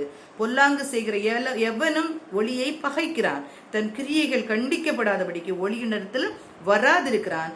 சத்தியத்தின்படி செய்கிறவனோ தன் கிரியைகள் தேவனுக்குள்ளாய் செய்யப்படுகிறது என்று வெளியாகும்படிக்கு ஒளியினிடத்தில் வருகிறான். பொல்லாங்கு செய்கிறவன் ஒளியினிடத்துல வரல, ஒளி வந்தாச்சு. ஒரு குமாரன் யோசியா வர்றது பாரி, ஏசு அப்படிங்கிற ஒரு தேவன் நமக்காக ரத்தம் சிந்தி என்ன செய்திருக்கிறார், வந்திருக்காரு இந்த உலகத்துல. இதையும் தாண்டி இதற்குள்ளா வரலன்னா அடுத்ததும் நமக்கு என்ன எச்சரிப்பு இருக்கு, வருகையில நம்ம போகணும், ஆயத்தப்படணும். இப்படிப்பட்ட காரியங்கள் எல்லாம் நமக்குள்ளால இருக்குமானால் நாம் போக முடியாது அப்படிங்கிற காரியம் இருக்குது. இதை நம்ம புரிந்து கொள்ளதுக்கு நம்ம என்ன செய்யறோம், அழைக்கப்படுறோம். இதை நம்ம புரிந்து கொள்வோம். இதுல கடைசி வசனங்களை பாருங்க. 1 ராஜாக்கள் 13 அதிகாரம் 33, 34 அந்த வசனங்களை, இந்த நடவடிக்கைகளுக்கு பின்பு யெரொபெயாம் தன் பொல்லாத வழியை விட்டு திரும்பாமல், அவன் திரும்பல பாருங்க. இவ்வளோ காரியங்கள் நடக்குது, அவன் திரும்பவே இல்லை. கர்த்தரை விட்டு என்ன செய்யறான், தூரமா தான் போறான். மறுபடியும் ஜனத்தில் ஈனமானவர்களை மேடைகளில் ஆசாரியராக்கினான். எவன் மேல் அவனுக்கு மனதிருந்ததோ அவனை பிரதிஷ்டை பண்ணினான். அப்படிப்பட்டவர்கள் மேடைகளில் ஆசாரியர்களானார்கள். கர்த்தருடைய பணியை செய்கிறதற்கு, கர்த்தருடைய ஊழியத்தை செய்கிறதற்கு யாருனாலும் செய்யலான்னு சொல்லிட்டு என்ன செய்யறான்னா, ஈனமானவர்கள் அவனுக்கு மனதுல தோன்றினவர்களை எல்லாம் எடுத்து வைக்கிறான். பாருங்க அடுத்த வசனம் பாருங்க. யெரொபெயாமின் வீட்டாரை பூமியின் மேல் வைக்காமல் அதம் பண்ணி அழிக்கும்படியாக இந்த காரியம் அவர்களுக்கு பாவமாயிற்று. யெரொபெயாம் வீட்டாரை அர்த்தம் பண்ணி அழிக்கும்படியாக, அழித்து போடுகிறதற்காக இந்த காரியம் பாவமாயிற்று அப்படின்னு சொல்லப்பட்டிருக்கு. சரியா? அதனால இப்படிப்பட்ட பாவங்கள் நமக்குள்ளால இல்லாதபடிக்கு நம்ம என்ன செய்யற, கர்த்தரிடத்துல திரும்புவோம். சரியா? அடுத்து பாருங்க, இந்த இன்சிடென்ட்ல இன்னும் விளக்கமா சொல்லியிருக்கு பாருங்க. நம்ம காரியங்கள் தான் அடுத்தது சொல்லியிருக்கு. அடுத்த அதிகாரம் 14 அதிகாரத்துல சொல்லியிருக்கு, அக்காலத்திலே யெரொபெயாமின் குமாரனாகிய அபியா வியாதியில் விழுந்தான். அந்த நான் ஷார்ட்டா சொல்றேன், இங்க பாருங்க. அபியா என்ன செய்யறான்னா, அபியா யெரொபெயாமுக்கு பிள்ளை. அபியா இவன் என்ன செய்யறான்னா வியாதிப்படுறான். இப்போ யெரொபெயாம் என்ன செய்யறாருன்னா, தன்னுடைய மனைவியை பார்த்து சொல்றாரு, நீ எழுந்து யெரொபெயாமின் மனைவி என்று ஒருவரும் அறியாதபடிக்கு வேஷம் மாறி சீலோவுக்கு போ. அங்க போய் இந்த ஜனத்தின் மேல் நான் ராஜாவாவேன் என்று என்னோடு சொன்ன தீர்க்கதரிசியாகி அகியா அங்கே இருக்கிறாரு. நீ உன் கையிலே 10 அப்பங்களையும் பணியாரங்களையும் 1 கலசம் தேனையும் எடுத்துக்கொண்டு அவனிடத்துக்கு போ, பிள்ளைக்கு சம்பவிக்க போகிறது இன்னதென்று அவர் உனக்கு அறிவிப்பான் என்றான். பாரு, இப்ப என்ன சொல்றாரு, இவருக்கு ஒரு கஷ்டமான சூழ்நிலை, பிள்ளைக்கு பலகீனம். பிள்ளைக்கு பலகீனம் ஆன உடனே என்ன சொல்றாரு, நீ போ, யார்கிட்ட போ, என்னை ராஜாவாக்குவேன்னு ஒரு தீர்க்கதரிசி எனக்கு அறிவித்தாரே, அகியா தீர்க்கதரிசி. நம்ம படிச்சோமே, 10 துண்டுகளாக பித்து, அந்த அவர் போட்டிருந்த சால்வை 12 துண்டுகளாக பித்து 10 துண்டை நீ எடுத்துக்கோ அப்படின்னு சொல்லி, நான் ஒன்னு ஆண்டவர் ராஜாவாக்குவாருன்னு சொல்லி என்கிட்ட சொன்னார் இல்லையா, அந்த தீர்க்கதரிசி கிட்ட நீ போ. ஆனா ஒன்ன நீ காண்பிக்காத, உன்னை காண்பிக்காக வேஷம் மாறி போ, காரியத்தை அறிந்து கொள்ளுகிறதற்காக நீ போ. பிள்ளைக்கு என்ன சம்பவிக்கும்ன்றது அவர் சொல்லுவாரு. நீ போகும்போது என்ன செய், உன் கையில 10 அப்பங்களை எடுத்து போ, பணியாரங்களை எடுத்து போ, 1 கலசம் தேனை எடுத்துக்கொண்டு போ. நம்மவும் இன்னைக்கு வாழ்க்கையில உலகத்தின் காரியத்தை எல்லாம் செஞ்சுட்டு இருப்போம். உலகத்தை விட்டு விடுறதுக்கு நமக்கு மனசு இல்ல, கர்த்தரை தேடுகிறதுக்கு மனசு இல்ல. ஆனா ஒரு கஷ்டம்னு வந்த உடனே யார்கிட்ட போவோம், ஆண்டவரேன்னு போவோம். அப்ப என்னெல்லாம் கொண்டு போவோம், காணிக்கை கொடுப்போம், அதை கொடுப்போம், ஏதாவது கொடுத்து எப்படியாவது கர்த்தருடைய மனதை சமாதானப்படுத்தி நம்முடைய காரியத்துக்கு விடுதலை கிடைச்சிருமா அப்படிங்கிற ஒரு எண்ணம். இந்த எண்ணம் நமக்குள்ள இருக்குமானால் அதே யெரொபெயாமின் பாவம், சாபம் பாருங்க தொடரும். அந்த சாபம் கொடுக்கப்படுது அவனுக்கு. இவன் என்ன சொல்றான், வேஷம் மாறி நீ போ, யாருக்கும் தெரியாது போ அப்படின்னு சொல்றான். அங்க சொல்றத பாருங்க, அந்த அகியா தீர்க்கதரிசி இப்ப வயசாயிட்டாரு. இவர் வயசாகி இருக்கிறார், அவருக்கு முதிர் வயதாகி அவருக்கு கண்கள் மங்கள் அடைந்திருக்கிறது. ஆனா கர்த்தர் அகியாட்ட சொல்றாரு, இங்க பாரு, யெரொபெயாமின் மனைவி வரா, வேஷம் மாறி வாண்ட வரா, நீ அவளுக்கு இன்னென்ன பிரகாரமாக சொல்லு அப்படின்னு சொல்லிட்டு சொல்றாரு. அந்நிய ஸ்திரீயாக அவ உன்ட்ட காமிப்பா, உன்ட்ட வருவா அப்படின்னு சொல்றாரு.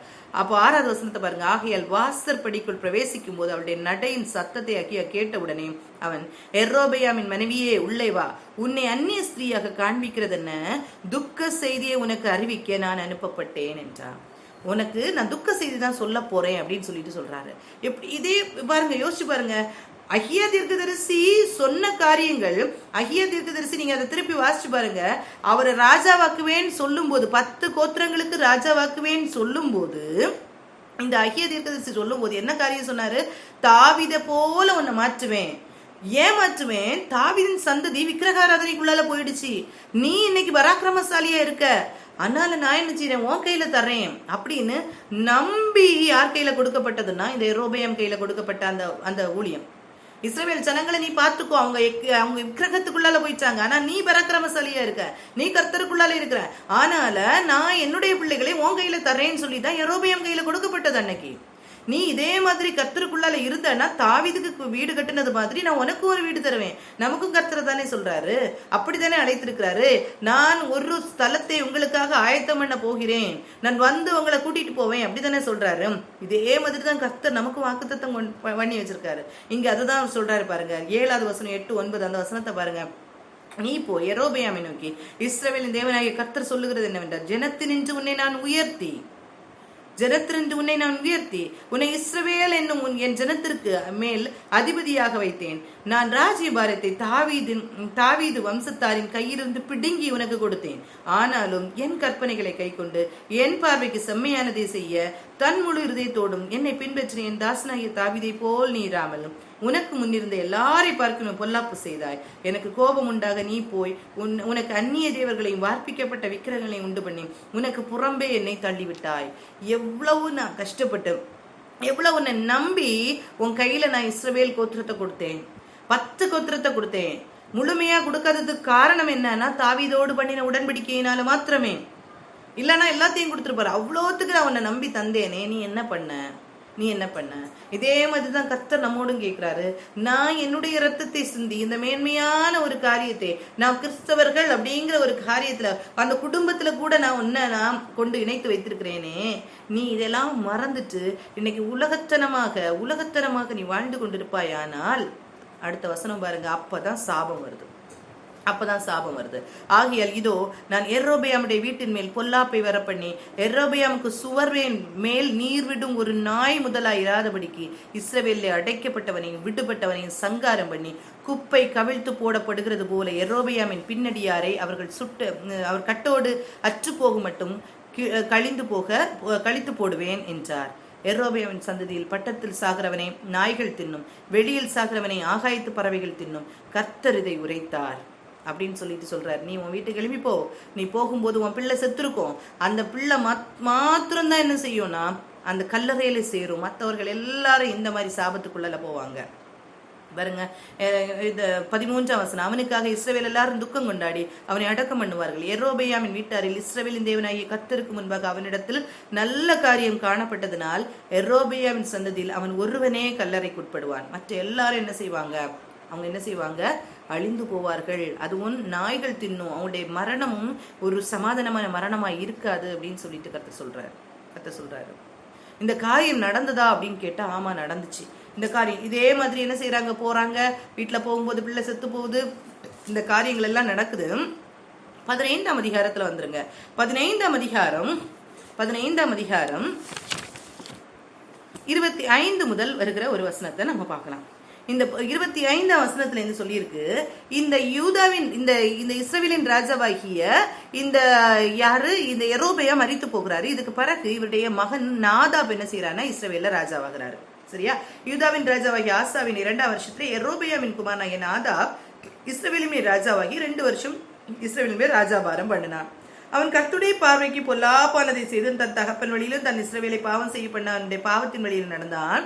இந்த நேரத்துல ஒருத்தன் அவனுக்கு விரோதமா எழும்புகிறான். யாரு அப்படின்னா, இசக்கார் வம்சத்தானாகிய அகியாவின் குமாரனாகிய பாஷா. பாஷா எழும்புறாரு, இவருக்கு விரோதமாக எழும்புறாரு. பாஷா என்ன செய்யறாருன்னா நாதாபை கொன்னு போட்டு தான் அதுல ராஜாவாகிறான். அந்த காரியம் பாருங்க, இந்த யெரொபெயாமினுடைய குடும்பம் முழுவதையும் அழித்து போடுவேன்னு சொன்ன காரியம் இந்த பாஷாவின் மூலமாக நிறைவேறியது. நீங்க பாத்தீங்கன்னா வசனம் 29 பாருங்க.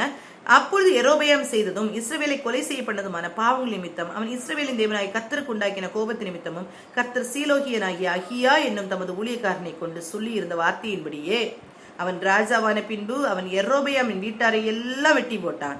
யெரொபெயாமுக்கு இருந்த சுவாசம் உள்ளதொன்றையும் அவன் அழிக்காமல் விடவில்லை. ஒன்னு கூட அழிக்க அவன் என்ன செய்யல, அழிக்காம விடல. எல்லாமே என்ன செய்து அழிந்து போயிடுச்சு. யெரொபெயாம் குடும்பம் முற்றிலுமாக அழிக்கப்பட்டு போனது. இதே மாதிரி பாஷாவும் எப்படி இருந்தாருன்னா கர்த்தருக்கு பிரியம் இல்லாம தான் இருந்தாரு. நீங்க பாத்தீங்க என்ன தெரியும், 1 ராஜாக்கள் 16ஆம் அதிகாரம் 1 முதல் 4 வரைக்கும் உள்ள வசனங்களை பாருங்க. பாஷாவுக்கும் இதே சாபம் வரும். யெரொபெயாமின் சாபம்னு சொல்றது அது தொடர்ந்து வரும் பாருங்க, அப்படியே தொடர்ந்து வரும். நீங்க பைபிள்ல பாத்தீங்கன்னா நேபாத்தின் குமாரனாகிய யெரொபெயாமின் சாபம், அவனுக்கு வீட்டுல நடந்த சாபம் சொல்லிட்டு அப்படியே அந்த சந்ததி ஃபுல்லா வரும் பாருங்க. தொடரும். இங்க பாருங்க, பாஷாவுக்கு விரோதமான கர்த்தருடைய வார்த்தை அனானியின் குமாரனாகிய யெகூவுக்கு உண்டாயிற்று. அவன் உன்னை தூளிலிருந்து உயர்த்தி உன்னை என் ஜனமாகிய இஸ்ரவேலின் தலைவனாக வைத்திருக்கையில் நீ யெரொபெயாம் வழியிலே நடந்து என் ஜனமாகிய இஸ்ரவேல் தங்கள் பாவங்களால் எனக்கு கோபம் உண்டாக்கும்படி அவர்களை பாவம் செய்ய பண்ணுகிறபடியால் இதோ நான் பாஷாவின் பின்னடியாரையும் அவன் வீட்டாரையும் பின்னடியாரையும் அழித்து போட்டு உன் வீட்டை நேபாத்தின் குமாரனாகிய யெரொபெயாமின் வீட்டை போலாக்குவேன். பாஷாவின் சன்னதியில் பட்டணத்தில் சாகிறவனை நாய்கள் தின்னும், வெளியில் சாகிறவனை ஆகாயத்து பறவைகள் தின்னும் என்றான். அதே சாபம் யாருக்கு வருது? பாஷாக்கு வருது. இது நடந்துச்சா அப்படின்னு கேட்டா ஆமா நடந்துச்சு. 1 ராஜாக்கள் 21ஆம் அதிகாரம் 16ஆம் அதிகாரம் 11 13 வரைக்கும் உள்ள வசனத்துல சிம்ரி அப்படின்னு சொல்லிட்டு ஒரு மனுஷன் எழும்பி யாரை கொன்று போடுகிறான்? இந்த பாஷாவின் குடும்பத்தை முழுவதுமாக அழித்து போடுகிறான். 11ஆம் வசனத்துல அவன் ராஜாவாகி சிங்காசனத்தின் மேல் உட்கார்ந்த போது அவன் பாஷாவின் வீட்டாரை எல்லாம் வெட்டி போட்டான். அவன் இனத்தாரையாகிலும் அவன் சிநேகிதரையாகிலும் சுவரில் நேர்விடும் ஒரு நாயையாகிலும் அவன் உயிரோடே வைக்கவில்லை. அப்படியே பாஷாவும் அவன் குமாரனாகிய ஏலாவும் தங்கள் வீணான விக்கிரங்களினாலே இஸ்ரவேல் தேவனாய கர்த்தருக்கு கோபம் உண்டாக்கி செய்ததும் இஸ்ரவேலை செய்யப்படினதுமான அவருடைய எல்லா பாவங்கள் நிமித்தமும் இப்படி பாஷாரின் வீட்டை என்ன செய்தான்? அழித்து போட்டார் அப்படின்னு சொல்லிட்டு சொல்லப்பட்டிருக்கோம். இதே பாருங்க, அடுத்தது ரெண்டு பேர் அடுத்தது உம்ரி அப்படின்னு சொல்லிட்டு வருவார் ஒருத்தர். இவரை தள்ளிட்டு உம்ரி வருவார். இந்த உம்ரியுடைய மகன் ஆகாபுடைய காலம் அது நமக்கு தெரியும். இந்த ஆகாபுடைய நாட்கள் என்ன நடக்கும்? ஏசபேல் என்ன செய்வா? நாபோத் அவருடைய திராட்சை தோட்டத்துக்காக அந்த நாபோத்தை கொலை செய்யும் போது இதே சாபம் வந்து சேரும். 1 ராஜாக்கள் 21ஆம் அதிகாரத்துல 1 ராஜாக்கள் 21ஆம் அதிகாரத்துல இந்த இது சொல்லப்பட்டிருக்கும். 21ஆம் அதிகாரம் 16 முதல் 22 வரைக்கும் உள்ள வசனங்களை வாசிச்சு பார்த்தீங்கன்னா அதுல சொல்லப்பட்டிருக்கும் பாருங்க. அது 22ஆம் வசனம் பாருங்க. நீ எனக்கு கோபம் உண்டாக்கி இஸ்ரவேலை பாவம் பண்ணின நிமித்தம் உன்னுடைய குடும்பத்தை நேபாத்தின் குமாரனாகிய யெரொபெயாமின் குடும்பத்துக்கும் அகியாவின் குமாரனாகிய பாஷாவின் குடும்பத்திற்கும் சமமாக்குவேன் என்றார் என்று சொன்னார். அது அந்த இதுக்கு இது என்ன சொல்லியிருக்கோம்னா நாபோத்தின் திராட்சை தோட்டத்தை பெற்றுக்கொண்டதுனால இந்த மாதிரி காரியங்கள் எல்லாம் சொல்லியிருக்கோம். 19ஆம் வசனத்துல சொல்லியிருக்கோம். நாபோத்தின் ரத்தத்தை நக்கின ஸ்தானத்திலே உன்னுடைய ரத்தத்தையும் நாய்கள் நக்கும் இப்படின்னு சொல்லிட்டு இந்த பாவம் அப்படி பின்தொடர்ந்து கொண்டே இருக்கும் தெரியுமா? அந்த குடும்பங்கள் அழிக்கப்பட்டு போய்கொண்டே இருக்குது அப்படின்னு பார்க்கலாம். இந்த ஆகாபுடைய குடும்பத்தை அடுத்தது இந்த ஆகாபுடைய குடும்பம் முழுவதையும் அழித்து போடுகிறதற்கு வந்தது யாருன்னா யெகூன்னு ஒருத்தர் வருவாரு. நிம்சியின் குமாரனாகிய யெகூ. எலிசா காலத்துல அவர் வந்து கர்த்தரால் அபிஷேகம் பண்ணப்பட்டு யெகூ எழும்பி வருவார். யெகூ கர்த்தருக்கு பிரியமான காரியத்தை செய்தார், எல்லா காரியத்தையும் செய்தாரு. நீங்க 2 ராஜாக்கள் 10ஆம் அதிகாரத்தை எடுத்துக்கொள்வோம். 2 ராஜாக்கள் 10ஆம் அதிகாரத்தை நீங்க பாத்தீங்கன்னா ஆகாபின் குடும்பத்துல இருக்கிற அவ்வளோ பேரையும் அந்த பாகால் வணக்கத்துல இருந்து அவ்வளோ பேரையும் அழித்து போட்டாரு. அவ்வளோத்துக்கு செஞ்சாரு, எல்லாத்தையும் அழித்து போட்டாரு. ஆனா ஒரு காரியம் அவரை குறித்து சொல்லியிருக்கும் பாருங்க.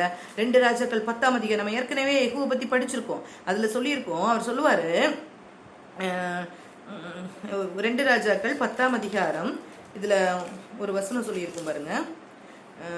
31ஆம் வசனம் 30வது வசனம் 29 படிப்போம். 28. இப்படியே யெகூ பாகாலை இஸ்ரவேலில் இராதபடிக்கு அழித்து போட்டான். பாகால் வணக்கத்தை அப்படியே அழித்து போடுறாரு. ஆனாலும் பெத்தேலிலும் தானிலும் வைத்த பொற்கன்று குட்டிகளால் இஸ்ரவேலை பாவம் செய்ய பண்ணின நேபாத்தின் குமாரனாகிய யெரொபெயாமின் பாவங்களை யெகூ விட்டு விடவில்லை. கர்த்தர் யெகூவை நோக்கி, என் பார்வைக்கு செம்மையானது நீ நன்றாய் செய்து என் இருதயத்தில் இருந்தபடியெல்லாம் ஆகாபின் குடும்பத்துக்கு செய்தபடியினால் உன் குமாரர் இஸ்ரவேலுடைய சிங்காசத்தின் மேல் 4 தலைமுறையாக வீற்றிருப்பார்கள் என்றான். ஆனாலும் யெகூ நியாயப்பிரமாணத்தின்படி தன் முழு இருதயத்தோடும் நடக்க கவலைப்படவில்லை. இஸ்ரவேலை பாவம் செய்ய பண்ணின யெரொபெயாமின் பாவங்களை விட்டு அவன் விலகவும் இல்லை. அந்நாட்கள் முதல் கர்த்தர் இஸ்ரவேலை குறைந்து போக பண்ணினார். யெரொபெயின் பாவத்தை அவனால விட முடியல. பாகால்களை அழித்து போட்டான். ஆனா தானிலையும் பெத்தேலிலும் வைத்த கன்று குட்டிகளை ஆராதிக்க அவனுக்கு என்ன செய்யல, மனசு, அதை விட்டுட்டு வர்றதுக்கு மனசு வரல. அதனால கர்த்தர் சொல்றாரு, 4 தலைமுறை தான் உன்னுடைய சந்ததி இருக்கும் அப்படின்னு சொல்றாரு. இது 4 சந்ததி வரதான் இருந்துச்சான்னு கேட்டா, ஆமா 4 சந்ததி தான் இருந்துச்சு. 2 ராஜாக்கள் 15ஆம் அதிகாரத்தை நீங்க எடுத்து பாருங்க. 2 ராஜாக்கள் 15ஆம் அதிகாரம் 12ஆம் வசனத்துல சொல்லி இருக்கு பாருங்க. உன் குமாரர் 4ஆம் தலைமுறை மட்டும் இஸ்ரவேலின் சிங்காசனத்தின் மேல் வீற்றிருப்பார்கள் என்று கர்த்தர் யெகூவோடே சொன்ன வார்த்தை இதுதான், அப்படியே ஆகிற்று. இந்த வசனம் அப்படியே ஆகிட்டு அப்படின்னு சொல்லியிருக்கோம். நீங்க இதுல பாத்தீங்கன்னா யெகூவின் சந்ததியும் இந்த பாவத்தை தான் விட்டுருக்காது. யெகூவுடைய மகன் யோவாகாஸ் வரான். யோவாகாஸ் வராரு, அவருக்கும் என்ன இருக்கும், யெரொபெயாமின் பாவம் இருக்கும். நீங்க 2 ராஜாக்கள் 13ஆம் அதிகாரம் 1ஆம் வசனத்துல சொல்லப்பட்டிருக்கும். யெரொபெயாமின் பாவம் அவர்கிட்ட இருக்கும். 13ஆம் அதிகாரம் 10, 11 அந்த வசனத்துல அடுத்தது யோவாஸ் ராஜாவாக, யோவாகாசுக்கு மகன் யோவாஸ் ராஜாவாக, யெகூவின் சந்ததி, அவங்க கிட்ட என்ன பாவம் இருக்கும்னா யெரொபெயாமின் பாவம் இருக்கும்.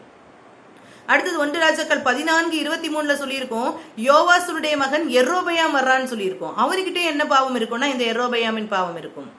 யெரொபெயாமின் மகன் சகரியா 15ஆம் அதிகாரத்துல சொல்லப்பட்டிருக்கோம். 1 ராஜாக்கள் 15:8-9 சொல்லியிருக்கோம். அதுலயும் என்ன சொல்லியிருக்கேன், யெரொபெயாமின் பாவத்தை அவர்கள் விடவில்லை. ஏன் இந்த யெரொபெயாமின் பாவத்தை விடல? அதுக்கப்புறம் உள்ளவங்களும், அதுக்கப்புறம் பாத்தீங்கன்னா இந்த சந்ததியில உள்ளவங்களே இருக்க மாட்டாங்க. மாறி மாறி அடிச்சுக்கிட்டு யார் பெருசா இருப்பாங்களோ அவங்க ராஜாக்களா மாறுவாங்க. யார் பெருசா இருக்கிறாங்களோ அவங்க ராஜாக்களா மாறுவாங்க. யாபேசின் குமாரன் சல்லூம் வருவான், காதியின் குமாரன் மெனோகாம் வருவான், பெக்காகியா வருவான், பெக்கா இப்படின்னு சொல்லிட்டு ஒரு ராஜ வம்சத்துல வந்தது மாதிரியே இருக்காது. இஸ்ரவேல்ல யாரோ அடிச்சுக்கிட்டு வந்துருவாங்க. யெகூ காலத்துல மட்டும் யெகூவின் சந்ததி 4 தலைமுறை இருக்கும். கர்த்தர் எல்லாவற்றுக்கும் கணக்கு வைத்திருக்கிறார். எல்லாவற்றுக்கும் கர்த்தர் கணக்கு வைத்திருக்கிறார். யெகூவின் சந்ததி 4 தலைமுறை இருக்கும். ஆனா இந்த 4 தலைமுறையிலும் பாருங்க, பாகால் வழக்கங்களை எல்லாம் தள்ளி விட்டவர்கள், போட்டு விட்டவர்கள் யெரொபெயாமின் பாவத்தை தள்ளிவிட மனதில்லை. யெரொபெயாமின் பாவம் அவன் தானிலையும் பெத்தேலிலும் வைத்த அந்த கன்று குட்டிகளை வணங்குகிறதற்கு இவங்களுக்கு என்ன செய்யல, மனதில்லை. இப்படி நமக்குள்ளால ஏதோ பாவம் இருக்குதோ, இப்படி நமக்குள்ளால விட முடியாத ஒரு காரியம் இருக்குதோ. எனக்கு உணர்த்தப்பட்ட காரியம் என்ன தெரியுமா, இன்னைக்கு நம்ம கிறிஸ்தவர்கள் நம்ம சொல்லி கொண்டு இருக்கிறோமே, இவ்வளோ ஜென்ரேஷன்ல நம்ம கிறிஸ்தவர்கள் சொல்றோம். எத்தனை பேருக்கு கர்த்தர் ஏன், இயேசு ஏன் உலகத்துல வந்தாரு, ஏன் நம்ம உலகத்துல நம்ம படைக்கப்பட்டிருக்கிறோம், அதுக்கு காரணம் என்ன அப்படிங்கிறத புரியாதபடிக்கு வாழ்ந்து கொண்டிருக்கிற ஜனம் எத்தனை இல்லையா? கர்த்தரை அறிந்து கொள்வதே நித்திய ஜீவன், நித்திய ஜீவனை தருவேன் என்று கர்த்தர் வாக்கு பண்ணி இருக்கிறார். அதுதான் நம்ம ஓடுறோம், அதுக்காக தான் ஓடுறோம், நம்ம சொல்றோம்.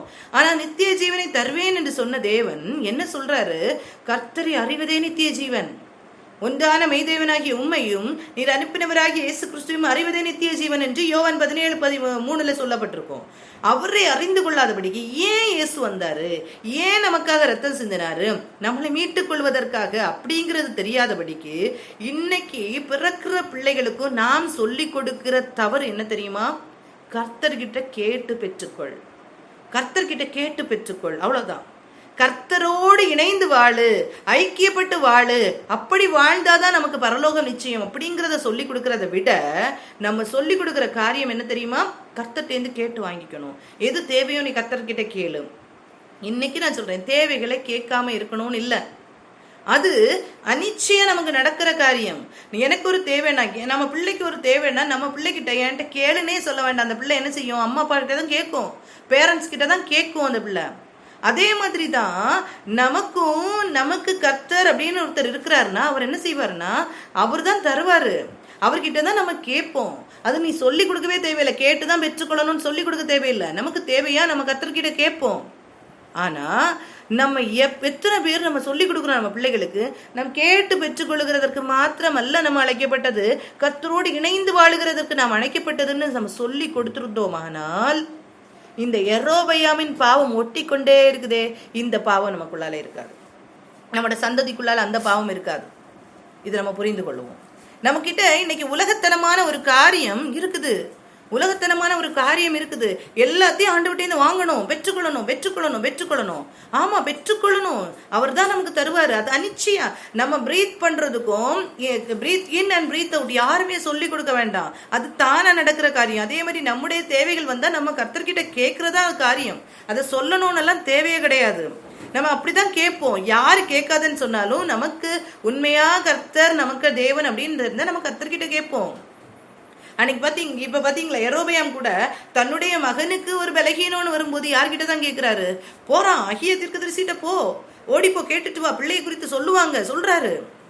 நீ ஆஃபரிங் எல்லாம் கொண்டு போ, இந்த காரியத்தை எல்லாம் கொண்டு போ சொல்றாரு.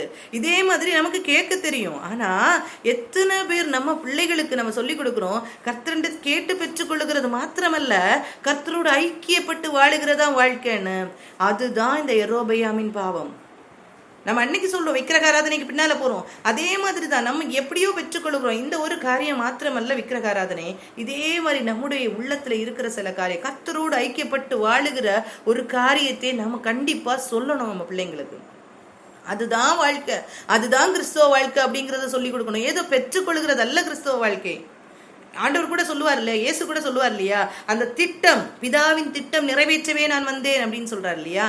அந்த பிதாவின் திட்டம் எப்படி நிறைவேற்றினாரு?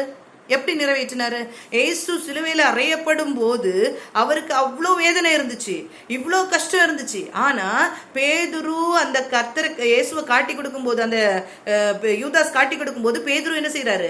அந்த பட்டயத்தை எடுத்து அவருடைய காதை வெட்டுறாரு, ஒருத்தனுடைய காதை வெட்டுறாரு. அன்று சொல்ற பட்டயத்தை உரையில போடு, பட்டயத்தை எடுக்கிறவன் பட்டயத்தால் மடிவான் அப்படின்னு சொல்லிட்டு சொல்லுவாரு. நான் இப்போது பிதாவை வேண்டிக் கொண்டால் லேகியோன்களை 12 லேகியோனுக்கு மேலான தூதர்களை அனுப்புவாரே. ஆனா நான் அப்படி செய்ய மாட்டேன். செய்தேன்னா கர்த்தருடைய திட்டம் நிறைவேறாம போயிடுமே. கர்த்தர் என் மேல வச்சிருக்க திட்டம் நிறைவேறாம போகுமே. இதை சொல்லி கொடுக்கணும் பிள்ளைங்களுக்கு. கர்த்தர் நம்ம மேல ஒரு திட்டம் வைத்திருக்கிறார், இந்த திட்டம் அறியாதபடிக்கு நாம் கர்த்தரிடத்தில் பெற்றுக்கொள்கிறதற்கு தான் நம்ம வாழுகிறோம். கர்த்தர்கிட்ட கேட்டு பெற்றுக்கொள் அப்படின்னு சொல்லுறது இல்ல வாழ்க்கை.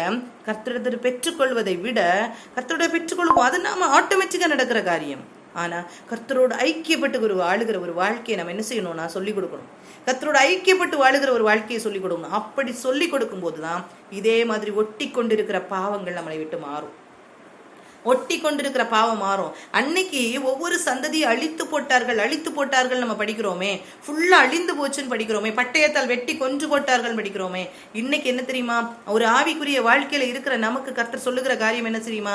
இன்னைக்கு அடுத்த சந்ததி கர்த்தரை அறியாதபடிக்கு வாழ்ந்து கொண்டிருக்கிறது. ஆத்தும மரணத்துக்குள்ளால இருக்கிறது. ஒரு சந்ததி கர்த்தரை அறிந்திருக்கிறது, அடுத்த சந்ததி கர்த்தரை அறியவே இல்லை. அறியாதபடிக்கு இன்னைக்கு சந்ததிகள் வளர்ந்து கொண்டிருக்கிறது. அதுதான் இந்த ஆத்தும மரணம். இன்னைக்கு உலகத்துல வாழுகிறோமா, அதெல்லாம் முக்கியம். கர்த்தரோடு ஐக்கியப்பட்டு நம்முடைய பிள்ளைகளுடைய ஆத்துமா இருக்கிறதா, அது ரொம்ப முக்கியமா இருக்குது. இதை சொல்லி கொடுக்கறதற்கு எத்தனை பெற்றோருக்கு தெரியும்? யோசிச்சு பாருங்க, எத்தனை பெற்றோருக்கு தெரியும்? எத்தனை கிறிஸ்தவ பெற்றோருக்கு நம்முடைய பிள்ளைகளை இப்படித்தான் நடத்தணும் அப்படின்னு சொல்லிட்டு இந்த காரியத்துக்கு தான் முக்கியத்துவம் கொடுக்கணும் அப்படிங்கிறது எத்தனை பெற்றோருக்கு இன்னைக்கு தெரியும்? ஓடி ஓடி ஓடி ஓடி உலக காரியத்துக்காக ஓடுறோமே. இந்த பாவம் இருக்குதா? ஏன் நான் அதை பார்க்கும்போது பாருங்க, அந்த யெரொபெயாமின் பாவம் அதுலேருந்து தொடங்குனது. எத்தனை ஜெனரேஷன் தெரியுமா அழித்து போடப்படுகிறார்கள். ஆனா நல்லா இருக்கிறவங்க கூட அந்த யெகூவெல்லாம் கர்த்தருடைய காரியத்தை செய்தான். ஆகாபுடைய வீட்டாருக்கு எப்படி கர்த்தர் செய்யணும்னு நினைச்சாரோ அதே காரியத்தை செய்து நிறைவேற்றினார். கர்த்தர் சொல்ற, என்னுடைய இருதயத்திற்கு ஏற்றபடி நீ ஆகாபின் குடும்பத்தை சங்கரித்து போட்டாய் அப்படின்னு சொல்றாரு. அப்படி சொல்லுகிற ஆண்டவர் என்ன சொல்றாருன்னா, அந்த பாவத்தை நீ விடலையோ, எது நம்முடைய உலகத்துல நம்மளை பிடித்து கொண்டிருக்கிறது? எந்த ஒரு காரியம் உலகத்துல நம்ம பிடித்து கொண்டிருக்கிறது? இதை நம்ம யோசிச்சு பார்ப்போம். நான் சொன்ன மாதிரி அன்னைக்கு யெரொபெயாம் 8வது மாதம் 15ஆம் தேதியில நாங்க வெற்றி கொண்டாட்டோம்னு சொல்லிட்டு நான் பாட்டுக்கு கொண்டாடுறேன்னு சொல்லிட்டு ஏதோ ஒரு கொண்டாட்டத்தை கொண்டாடினானே, அதே போல நாமும் இன்னைக்கு சுதந்திரமா நம்ம இருக்கிறோம், சுதந்திர நாட்டுல இருக்கிறோம், நம்ம கிறிஸ்தவர்களா வேற இருக்கிறோம். நம்ம என்னன்னாலும் செய்யலாம்னு சொல்லிட்டு நம்ம செய்யறதற்கு அழைக்கப்படலை. நம்ம அப்படி செய்யறதற்கு அழைக்கப்படலை இல்லையா? பைபிள்ல நிறைய காரியங்கள் சொல்லப்பட்டிருக்கிறது. கர்த்தர் அதான் நான் சொல்ல மோஸ்ட் ஸ்டார்டிங்ல சொன்ன மாதிரி தான் சொல்றேன். கர்த்தர் சொல்ற காரியம், என்னுடைய கட்டளைகளின்படி நடக்கிறவனே என்னிடத்துல அன்பு கூறுகிறான். அதை தான் நான் கேட்கிறேன். எதுக்காக? உனக்கு நன்மை உண்டாகும்படி, உனக்கு நன்மை உண்டாகும்படி. இந்த ஒரு காரியத்தை தான் நான் கேட்கிறேன். இதை நம்ம பிள்ளைங்களுக்கு சின்ன வயசுல இருந்தே சொல்லி கொடுப்போமானால், ரட்சிப்பு கண்டிப்பா வரும். ரட்சிப்பு வரும். நம்ம இன்னைக்கு பிள்ளைகள்கிட்ட கேட்டு வாங்குறதுக்கு சொல்லி கொடுக்குறோம். உலகத்துல பிள்ளைகள் உயர்ந்து இருக்கிறாங்க, உயர வேண்டான்னு சொல்லல. கேட்காமலே கர்த்தர் உயர்த்துவார், நம்முடைய பிள்ளைகளை உயர்த்துவார். ஆனா நம்ம கேட்க வேண்டியது அதான். நான் ஒரு சாட்சி கேட்டேன், ஒரு சிஸ்டரோட சாட்சியை கேட்டேன். அவங்க பிறந்தது ஆண்டவரை அறிந்த ஒரு குடும்பம். ஆண்டவர் அறிந்த குடும்பம், நிறைய பிள்ளைகள் இருக்கிறாங்க. அதுல மூத்த சகோதரன், அவங்களுடைய மூத்த சகோதரன் கர்த்தருக்கு பிரியமில்லாத காரியத்தை செய்து கொண்டிருந்தானா. அப்போ அந்த அம்மா என்னைக்கும் ஜெபிப்பாங்களா, ஆண்டவரே என்னை ரட்சிங்கப்பா, ரட்சிங்கன்னு ஜெபிப்பாங்க. ஆனா அவனுடைய வாழ்க்கை துன்மார்க்கமாக தான் போயிட்டு இருந்துதான். ஆனாலும் அவங்க விடவே இல்லையா. அவங்க ஜெபம் எப்படிதான் இருக்குமானா, ஆண்டவரே ரட்சிங்க அப்படின்னு சொல்லிட்டு தான் ஜெபிச்சுட்டே இருப்பாங்களாம். கடைசியில் என்ன ஆச்சான்னா, அந்த பையன் வீட்டில் சண்டை போட்டுட்டு, எனக்கு கண்டிப்பா எனக்கு சென்னையில ஒரு கடையை நீங்க போட்டு தாங்க, எனக்கு பைக் வாங்கி தாங்க அப்படின்னு சொல்லிட்டு கஷ்டப்படுத்திட்டு இதெல்லாம் பெற்றுக்கொண்டு சென்னையில போனானா. சென்னையில போய் அங்க இருக்கும்போது ஒரு நாள் திடீர்னு அந்த அம்மா அந்த ஜெபத்தை விடவே இல்லையா. என் பையனை ரட்சிங்கன்னே தான் ஜெபிப்பாங்களாம். ஒரு நாள் காலையில் எழும்பும்போது அந்த பையனுக்கு திடீர்னு பலகீனம், மூக்குல இருந்து பிளட் வந்துச்சான், மூக்கு அடைச்சா காதுல இருந்து பிளட் வந்துதான், காது அடைச்சா வாயில இருந்து பிளட் வந்துதான். இந்த அம்மாவுடைய ஜெபம் என்ன? என்னுடைய பிள்ளையை ரட்சிங்க ஆண்டவரே அப்படின்னு சொல்லிட்டு அங்க இருந்த ரிலேட்டிவ்ஸ் என்ன செஞ்சாங்களா, அவனை என்ன செய்தாங்களா, ஹாஸ்பிட்டல்ல சேர்த்தாங்களா. சேர்த்து அங்க சொன்னாங்களா, டாக்டர்ஸ் சொன்னாங்களா, இவனுக்கு பிளட் அடைக்க கூட முடியாது, ஏன்னா அது லீக் அவுட் ஆகிட்டே இருக்கு, அடைக்கவே முடியாது அப்படின்னு சொன்னாங்களா.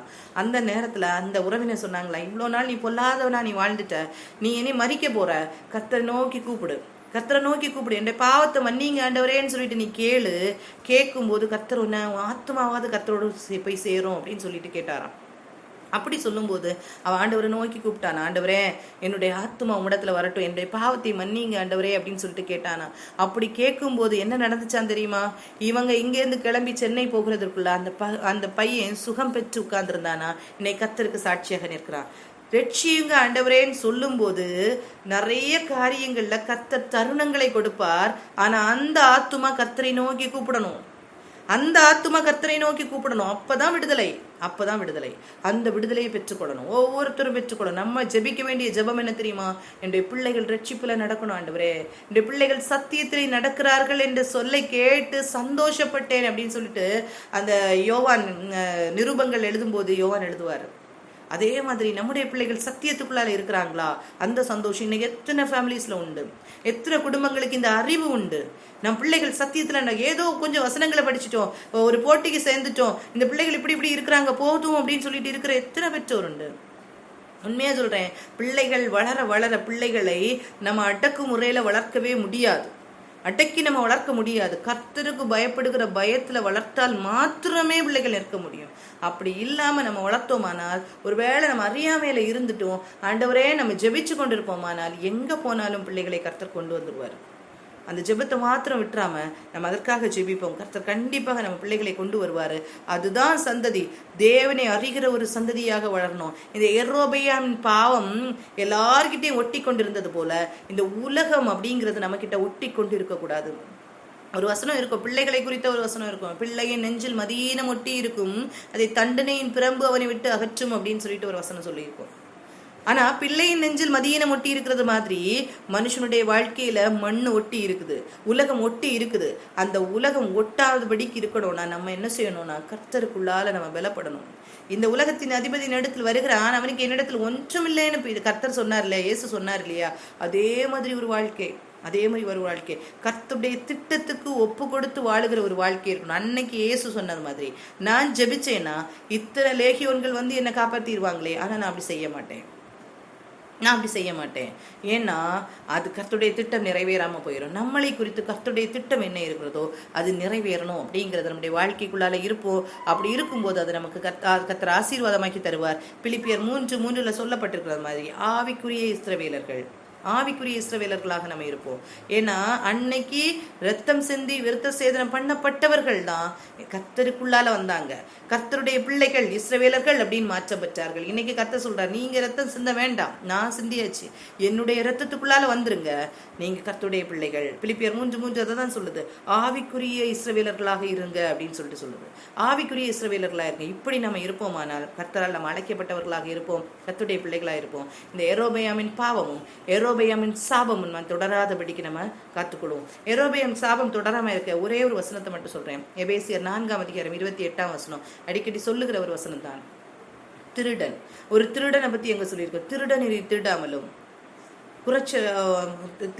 திருடாம அவன் என்ன செய்யணும், அவனுடைய மனம் திரும்புதல் எப்படி இருக்கணும். நம்ம நினைப்போம் ஒரு திருடன் எப்படி இருக்கணும், ஒரு திருடனுடைய மனமாற்றம் எப்படி இருக்கணும் அப்படின்னு நம்ம நினைப்போம். நான் திருடன் இனி திருடாம இருக்கணும் அப்படின்னு நினைப்போம். ஆனா கர்த்தர் என்ன தெரியுமா சொல்றாரு, எபேசியர் 4:28 திருடன் இனி திருடாமலும் குறைச்சல் உள்ளவனுக்கு கொடுக்கத்தக்கதாக தனக்கு உண்டாயிருக்கும்படி தன் கைகளினால் நலமான வேலைகளை செய்து பிரயாசப்பட கடவன். திருடுகிறவன் திருடாம இருக்கிறது மாத்திரமல்ல, ஒரு மாற்றப்பட்ட வாழ்க்கை குறைச்சல் உள்ளவனுக்கு கொடுக்கணும். கொடுக்கிறதற்காக அவனுக்கு கையில உண்டாயிருக்கணும், யாருக்கு என்றாவது பிடுங்கி கொடுக்கறதற்கு அல்ல. தன் கையில் உண்டாயிருக்கும்படி தன் கையினால என்ன வேலை செய்யணும், நலமான வேலைகளை செய்து பிரயாசப்பட கடவன். கஷ்டப்பட்டு வேலை செய்து என்ன செய்யணும், மற்றவங்களுக்கு கொடுக்கணும். இப்படி ஒரு மாற்றம் கிறிஸ்தவ சமுதாயத்துக்குள்ளால வரும்போதுதான் நம்ம கிட்ட ஒட்டி இருக்கிற பாவங்கள், நம்மகிட்ட ஒட்டி இருக்கிற சாபங்கள், முன்னோர்களின் சாபங்கள் ஒட்டிட்டே வருது இல்லையா. எவ்வளவு தலைமுறைக்கு ஒட்டிட்டு வருது தெரியுமா. அந்த எரோபெயாம் நீங்க பைபிள்ல பார்த்து பாருங்க, அந்த 2 ராஜாக்கள் 15ஆம் அதிகாரம் வரைக்கும் அது சொல்லப்பட்டிருக்கிறது. நேபாத்தின் குமாரனாகிய எரோபெயாமின் சாபம் அப்படின்னு சொல்லிட்டு, எரோபெயாமின் பாவம் அப்படின்னு சொல்லியிருக்கும். அது தொட்டு கொண்டே வருது.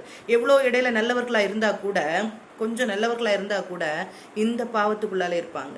இந்த பாவம், இப்படி ஏதோ ஒரு பாவம் நம்மளை ஒட்டி கொண்டிருக்கிறதோ, இப்படி ஒரு பாவம் ஒட்டி கொண்டிருக்குமானால் அந்த சாபம் நம்மளை தொடரும் அல்லவோ. நம்முடைய பிள்ளைகளை நம்ம அப்படியே மாற்றுவோம், சொல்லிக் கொடுப்போம், நம்ம அடுத்த ஜெனரேஷனுக்கு சொல்லிக் கொடுப்போம்.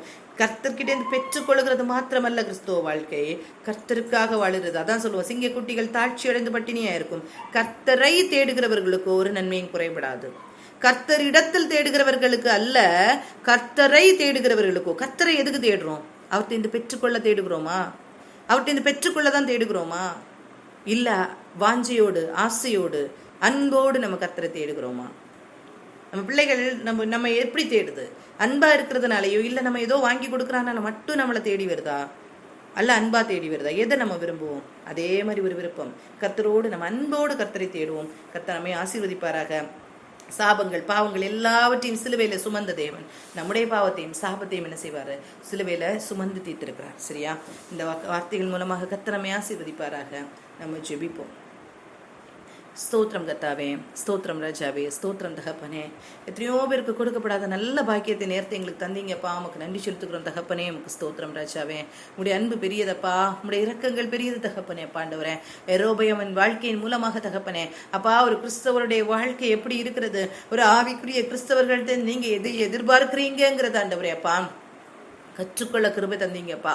ஒரு ஆவிக்குரிய கிறிஸ்தவர்கள்ட்ட எரோபெயாமின் பாவம் ஆண்டவரே அப்பா ஒட்டி கொண்டு இருக்கிறதோ, ஏதோ உலகத்தின் காரியங்கள் ஒட்டி கொண்டு இருக்கிறதோ, எத்தனையோ நன்மையான காரியங்களை நாங்க செய்யறோம்னு சொல்லிட்டு நாங்க மார்தட்டி கொள்ளலாம் தகப்பனே, ஆனா ஏதோ ஒரு காரியம் எங்களை ஒட்டி கொண்டு இருக்கிறதோ தகப்பனே அப்பா எங்களுக்கு உணர்த்தி தருவீராக ராஜாவே. அப்பா என்னென்ன காரியங்கள் எங்களுடைய சூழ்நிலைகள் அப்பா, எந்த காரியத்துல நாங்க ஆண்டவரே உண்மை விட்டு விலகி இருக்கிறோமாப்பா, எந்த ஒரு காரியம் ஆண்டவரே அப்பா எங்களை விலக்குகிறதோ தகப்பனே ஆண்டவரே, அந்த காரியத்துல விடுதலை நாங்க பெற்றுக்கொள்ளப்பா நிற்கிருபை தர வேண்டுமா ஜெபிக்கிறோம் தகப்பனே.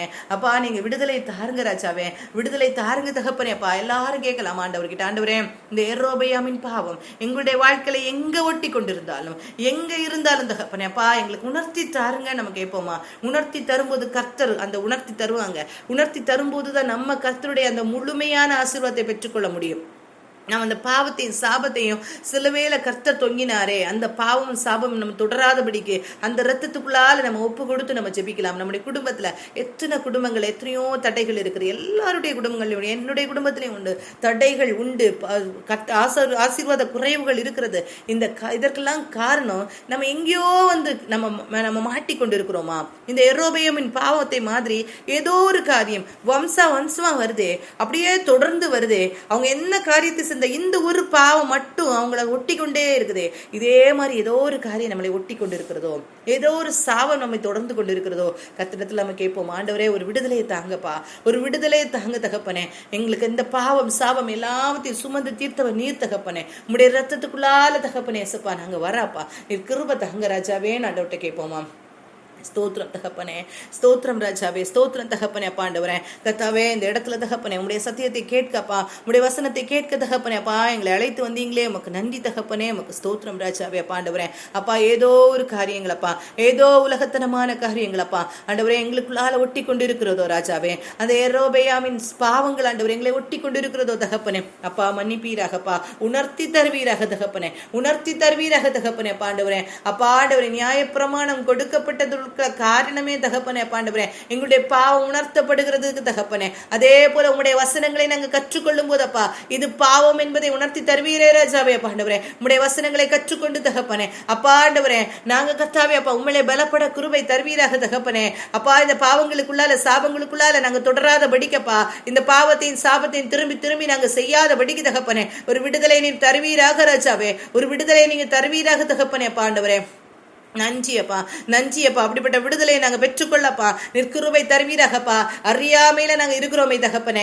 என்னுடைய ஜனங்கள் அறியாமையினால் சங்காரமாகிறார்கள் என்று வசனம் சொல்லுதேப்பா. என்னுடைய ஜனங்கள் அறிவில்லாமையினால் சிறைப்பட்டு போகிறார்கள் என்று வசனம் சொல்லுதே தகப்பனே. அப்பா எந்த இடத்துல நாங்க குறைபட்டு இருக்கிறோம்? எங்களுடைய வாழ்க்கை சிறைப்பட்டு இருக்கிறதா, இல்லை அழிந்து கொண்டு இருக்கிறதா தகப்பனே? அப்பா ராஜாவே எங்களுக்கு உணர்த்தி தாருங்க தகப்பனேப்பா. நம்முடைய வாழ்க்கை நமக்கு தெரியும், நம்ம சிறைப்பட்டு இருக்கிறோமா இல்ல அழிந்து கொண்டு இருக்கிறதா நம்முடைய வாழ்க்கை? நம்ம அதை உணர்ந்து கொள்ளுவோம். என்னுடைய ஜனங்கள் அறிவில்லாமையினால் இதை செய்து கொண்டிருக்கிறார்கள், இப்படி அவர்களுக்கு நடந்து கொண்டிருக்கிறது என்று கர்த்தர் சொல்லுகிறாரே. அதே போல நம்ம கர்த்தர்ட்ட கேட்போம், ஆண்டவரே எந்த இடத்துல தகப்பனே ஆண்டவரே எங்களுடைய பாவம் ஒட்டி கொண்டிருக்கிறதப்பா, எந்த இடத்துல சாபம் ஆண்டவரே எங்களை தொடர்ந்து கொண்டிருக்கிறது தகப்பனே, அதை ஆண்டவரே நீங்க மாற்றி போடுங்க தகப்பனே, அதை மாற்றி போடுங்க தகப்பனே, அதை மாற்றி போடுங்க தகப்பனே. பாவமுக்கு நன்றி ராஜாவே, நன்றி தகப்பனே, நன்றி தகப்பனே. அப்படி செய்ய போற அன்புக்காக நன்றி தகப்பனேப்பா. யார் யார் உங்களுடைய சமூகத்துல வந்து தகப்பனே அப்பா இந்த ஆசீர்வாத குறைவா இருக்கிறதே தகப்பனே, இந்த தடைகள் இருக்கிறதே தகப்பனே அப்பா, விடுதலை இல்லையேன்னு கேட்கிற ஒவ்வொருவருக்காக நான் ஜெபிக்கிறோம் தகப்பனே. அப்பா விடுதலை கொடுக்கிறவர் நீர் தகப்பனே. சிலுவையில எங்களுக்காக ஆண்டவரே எங்களுடைய பாவத்தை சாமத்தை சுமந்த தேவன் நீர் தகப்பனே. பாண்டவரே உங்களுடைய ரத்தத்துக்குள்ளால நாங்க வராப்பா, உங்களுடைய சொட்டைக்குள்ளால நாங்க வரா பாண்டவரே. எங்களுடைய பாவங்கள் தடைகளே பாண்டவரே நீர் மாற்றி போடுங்கப்பா. முழுமையாக திறந்த இருதயத்தோடு இடத்துல வருகிறோம் தகப்பனே. விடுதலை தாருங்க ராஜாவே, விடுதலை தாருங்க தகப்பனேப்பா, விடுதலை தாருங்க பாண்டவரே. உங்களுடைய சொட்டைக்குள்ளால வருகிறோம் தகப்பனே. எங்க குடும்பங்கள்ல காணப்படுகிற எல்லா பாவங்கள் சாபங்கள் எல்லாம் தகப்பனே ஆண்டவரே அப்பா ஆண்டவரே மாற்றப்பட நீர் கிருபை தருவீராகப்பா. எல்லாம் மாற்றப்பட நீர் கிருபை தருவீராக தகப்பனே. இயேசுவின் நாமத்தினாலப்பா கட்டப்பட்டிருக்கிற ஒவ்வொரு பிள்ளைகளும் விடுதலையை பெற்றுக்கொள்ளட்டும் தகப்பனே. பாண்டவரே பல்வேறு விதமான காரியங்கள் ஆண்டவரே அது வெளிப்படலாம் தகப்பனே. ஒருவேளை நாங்க நினைக்கலாம் ஏதோ விலகினங்கள் இருக்கிறதோ, ஏதோ ஒரு காரியங்கள் தடைபடுகிறதோ நாங்க நினைக்கலாம் தகப்பனே. ஏதோ ஒரு விதத்துல சத்ரு எங்களை கட்டி வைத்திருப்பான். ஆனால் தகப்பனே அப்பா உம்மோடு நாங்க நெருங்கும் போது தகப்பனே விடுதலையை பெற்றுக்கொள்ள முடியுமே தகப்பனே. 18 வருஷம் கூனியான ஸ்திரீ உம்மோடு நெருங்கி வரும்போது தகப்பனே அப்பா விடுதலை பெற்றுக்கொண்டது போல தகப்பனே அப்பா ஒவ்வொரு பிள்ளைகளும் ஆண்டவரே இதுல ஜாயின் பண்ணி இருக்கிற ஒவ்வொரு பிள்ளைகளும் ஆண்டவரே அப்பா இதை கேட்கிற ஒவ்வொரு பிள்ளைகளும் தகப்பனே ஆண்டவரே அந்த விடுதலைகளை பெற்றுக்கொள்ளப்பா நீர் கிருபை தாங்க ராஜாவே. ஆண்டவரே சிலுவையிலப்பா நீர் சிந்தின ரத்தம் வீணானது அல்ல தகப்பனே. உம்முடைய ரத்தத்தை ஆண்டவரே நம்பி அந்த சிலுவையில் ஆண்டவரே நாங்க தூக்கும் போது தகப்பனே பாண்டவரே அந்த சிலுவை மகிமையாக நாங்க நினைக்கும் போது தகப்பனே எங்களுடைய பாவங்கள் எல்லாம் ஆண்டவரே அப்பா ஆண்டவரே அப்பா நீர் சுமந்து தீர்த்தீர் அந்த நம்பிக்கையோடு தகப்பனே எங்க பாவங்கள் கழுவப்பட்டு எங்கள் சாபங்கள் முறிக்கப்பட்டு தகப்பனே விடுதலையோடு நாங்க வாழ முடியுமே தகப்பனே. அப்படி ஒரு வாழ்க்கை எங்களுக்கு தருவீராக தகப்பனே, அப்படி ஒரு வாழ்க்கை எங்களுக்கு தருவீராக தகப்பனே. எரோபெயாமின் பாவம் சந்ததி சந்ததியாக ஒட்டி கொண்டிருந்தது போல எந்த ஒரு பாவமும் எங்கள்கிட்ட ஒட்டி கொள்ளாதபடிக்கப்பா உலகம் ஆண்டவரே அப்பா எங்களை பிரித்து போடாதபடிக்கு தகப்பனே காத்துக்கொள்வீராக தகப்பனே, காத்துக்கொள்வீராகப்பா. ஆண்டவரே இதுல ஜாயின் பண்ண ஒரு பிள்ளைகளை ஆசீர்வதிப்பீராக ஆண்டவரே. எந்தெந்த ஆசீர்வாத குறைவுகள் இருக்கிறதோ தகப்பனே இயேசுவின் நாமத்தினாலப்பா, இயேசுவின் நாமத்தினால ஆசீர்வாதங்களை பெற்றுக்கொள்ளப்பா கிருபைகளை தர வேண்டுமா ஜெபிக்கிறோம் தகப்பனே. அப்பா உமக்கு நன்றி தகப்பனே, நன்றி தகப்பனே. அப்படி செய்ய போற அன்புக்காக நன்றி சொல்லிட்டுக்கிறோம் அப்பா. நாளை தினம் நடைபெற ஆராதனை உடைய கரத்துல தருகிறோம் தகப்பனே. பாண்டவரே ஆராதனையில் நாங்களும் ஆண்டவரே திறந்த இருதயத்தோடு நாங்கள் கலந்து கொள்ளப்பா, நீர் கிருபை தாங்கப்பா. அப்பா ஆண்டவரே, அப்பா ஆண்டவரே, உண்மையான இருதயத்தோடு உம்மிடத்திலிருந்து கற்றுக்கொள்ள வேண்டும் என்ற வாஞ்சியோடு ஆண்டவரே ஏசப்பா நாங்கள் ஆண்டவரே அப்பா கலந்து கொள்ள நீர் கிருபை தாங்க தகப்பனேப்பா. நன்றியப்பா, நன்றியப்பா ஆண்டவரே. அப்பா உடைய வசனங்களை சுமந்து வருகிற பிள்ளைகளே ஆண்டவரே உடைய கரத்துல தருகிறோம். ஒவ்வொரு திருச்சுவையிலும் ஆண்டவரே வசனங்கள் போதிக்கப்படுமே தகப்பனே. அப்பா கர்த்தாவே, இந்த பிள்ளைகள் ஆண்டவரே அப்பா நல்ல ஆண்டவரே போதனைகளை கொடுக்க அப்பா நீர் கிருபைகளை தாங்க ராஜாவே. உம்முடைய பாதத்திலிருந்து ஆண்டவரே அப்பா ஆண்டவரே வசனங்களை பெற்றுக்கொள்ளப்பா, வார்த்தைகளை பெற்றுக்கொள்ள தகப்பனே. அந்த வார்த்தைகள் ஆண்டவரே அபிஷேகம் உள்ள வார்த்தைகளாக ஆண்டவரே எங்களுக்குள்ள பாய்ந்து வரப்பா, நீர் கிருபைகளை தாங்கப்பா. உங்கள் இருதயத்துல நீங்க பேசுங்க தகப்பனே, பேசுங்க ராஜாவே. ஆண்டவரே நீங்க கிருபையாக இறங்க வேண்டுமா செபிக்கிறோம் தகப்பனே. ஆண்டவரே எத்தனையோ பிள்ளைகள் அப்பா ஆண்டவரே கள்ள போதகர்கள் ஆண்டவரே கள்ளாண்டவரே அப்பா தீர்க்கதரிசிகள் மத்தியில் ஆண்டவரே வாழ்ந்து கொண்டு இருக்கிறார்களே தகப்பனே. அப்பா அப்படிப்பட்ட திருச்சபைகளுக்கு போகிறவர்கள் ஆண்டவரே அப்பா உணர்ந்து கொள்ளட்டும் தகப்பனே, புரிந்து கொள்ளட்டும் தகப்பனே. அந்த கள்ள உபதேசங்களுக்கும் தங்களை விற்று போடாதபடிக்கு தகப்பனே ஆண்டவரே காக்கப்படாப்பா நீர் கிருபைகளை தர வேண்டுமாறு செபிக்கிறப்பா. அப்படிப்பட்ட ஆலயங்களுக்கு போகிறவர்கள் உணர்வடைந்து ஆண்டவரே அப்பா அதை புரிந்து கொள்ள நீர் கிருபைகளை தாங்க ராஜாவே ஆண்டவரே. உம்முடைய ராஜ்யம் மாத்திரம் கட்டப்படணும்ப்பா, இந்த உலகத்துல உம்முடைய ராஜ்யம் மாத்திரம் கட்டப்படணும் தகப்பனே. ஆண்டவரே உமையே சார்ந்து உமையே பற்றி கொண்டு ஒரு வாழ்கிற வாழ்க்கையப்பா நீர் எங்களுக்கு தர வேண்டுமாறு செபிக்கிறப்பா.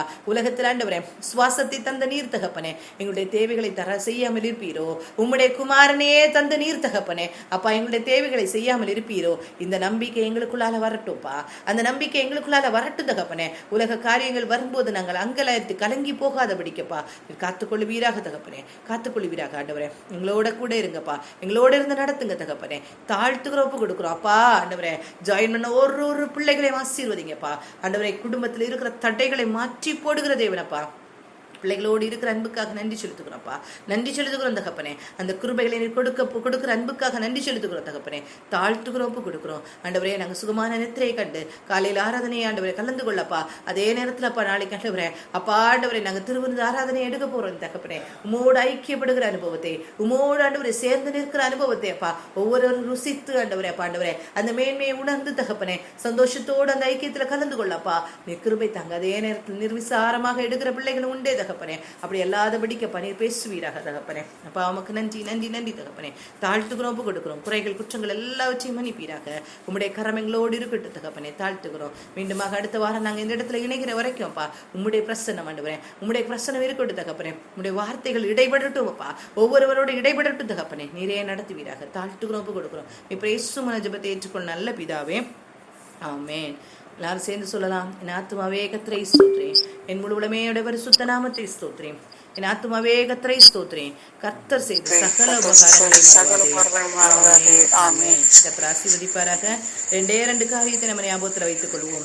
நான் எப்படி யெரொபெயாம் எப்படி உயர்த்தப்பட்டு ஒரு தாவீதின் வம்சத்தை போல கொண்டு வரப்பட்டாரோ அதே மாதிரி நாமும் உயர்த்தப்பட்டு கொண்டு வந்திருக்கோம்.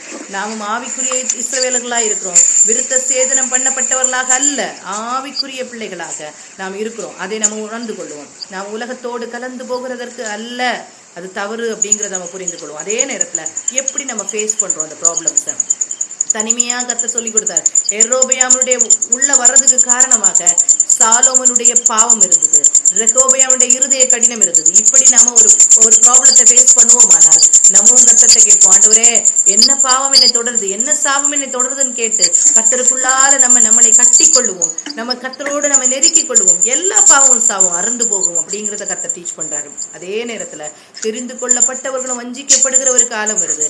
தேவனுடைய மனுஷன் அந்த கிழவனான தீர்க்கதரிசியின் வார்த்தைகளை கேட்டு எப்படி வழி விலகி போனானோ அதுபடி நாமும் வழி விலகி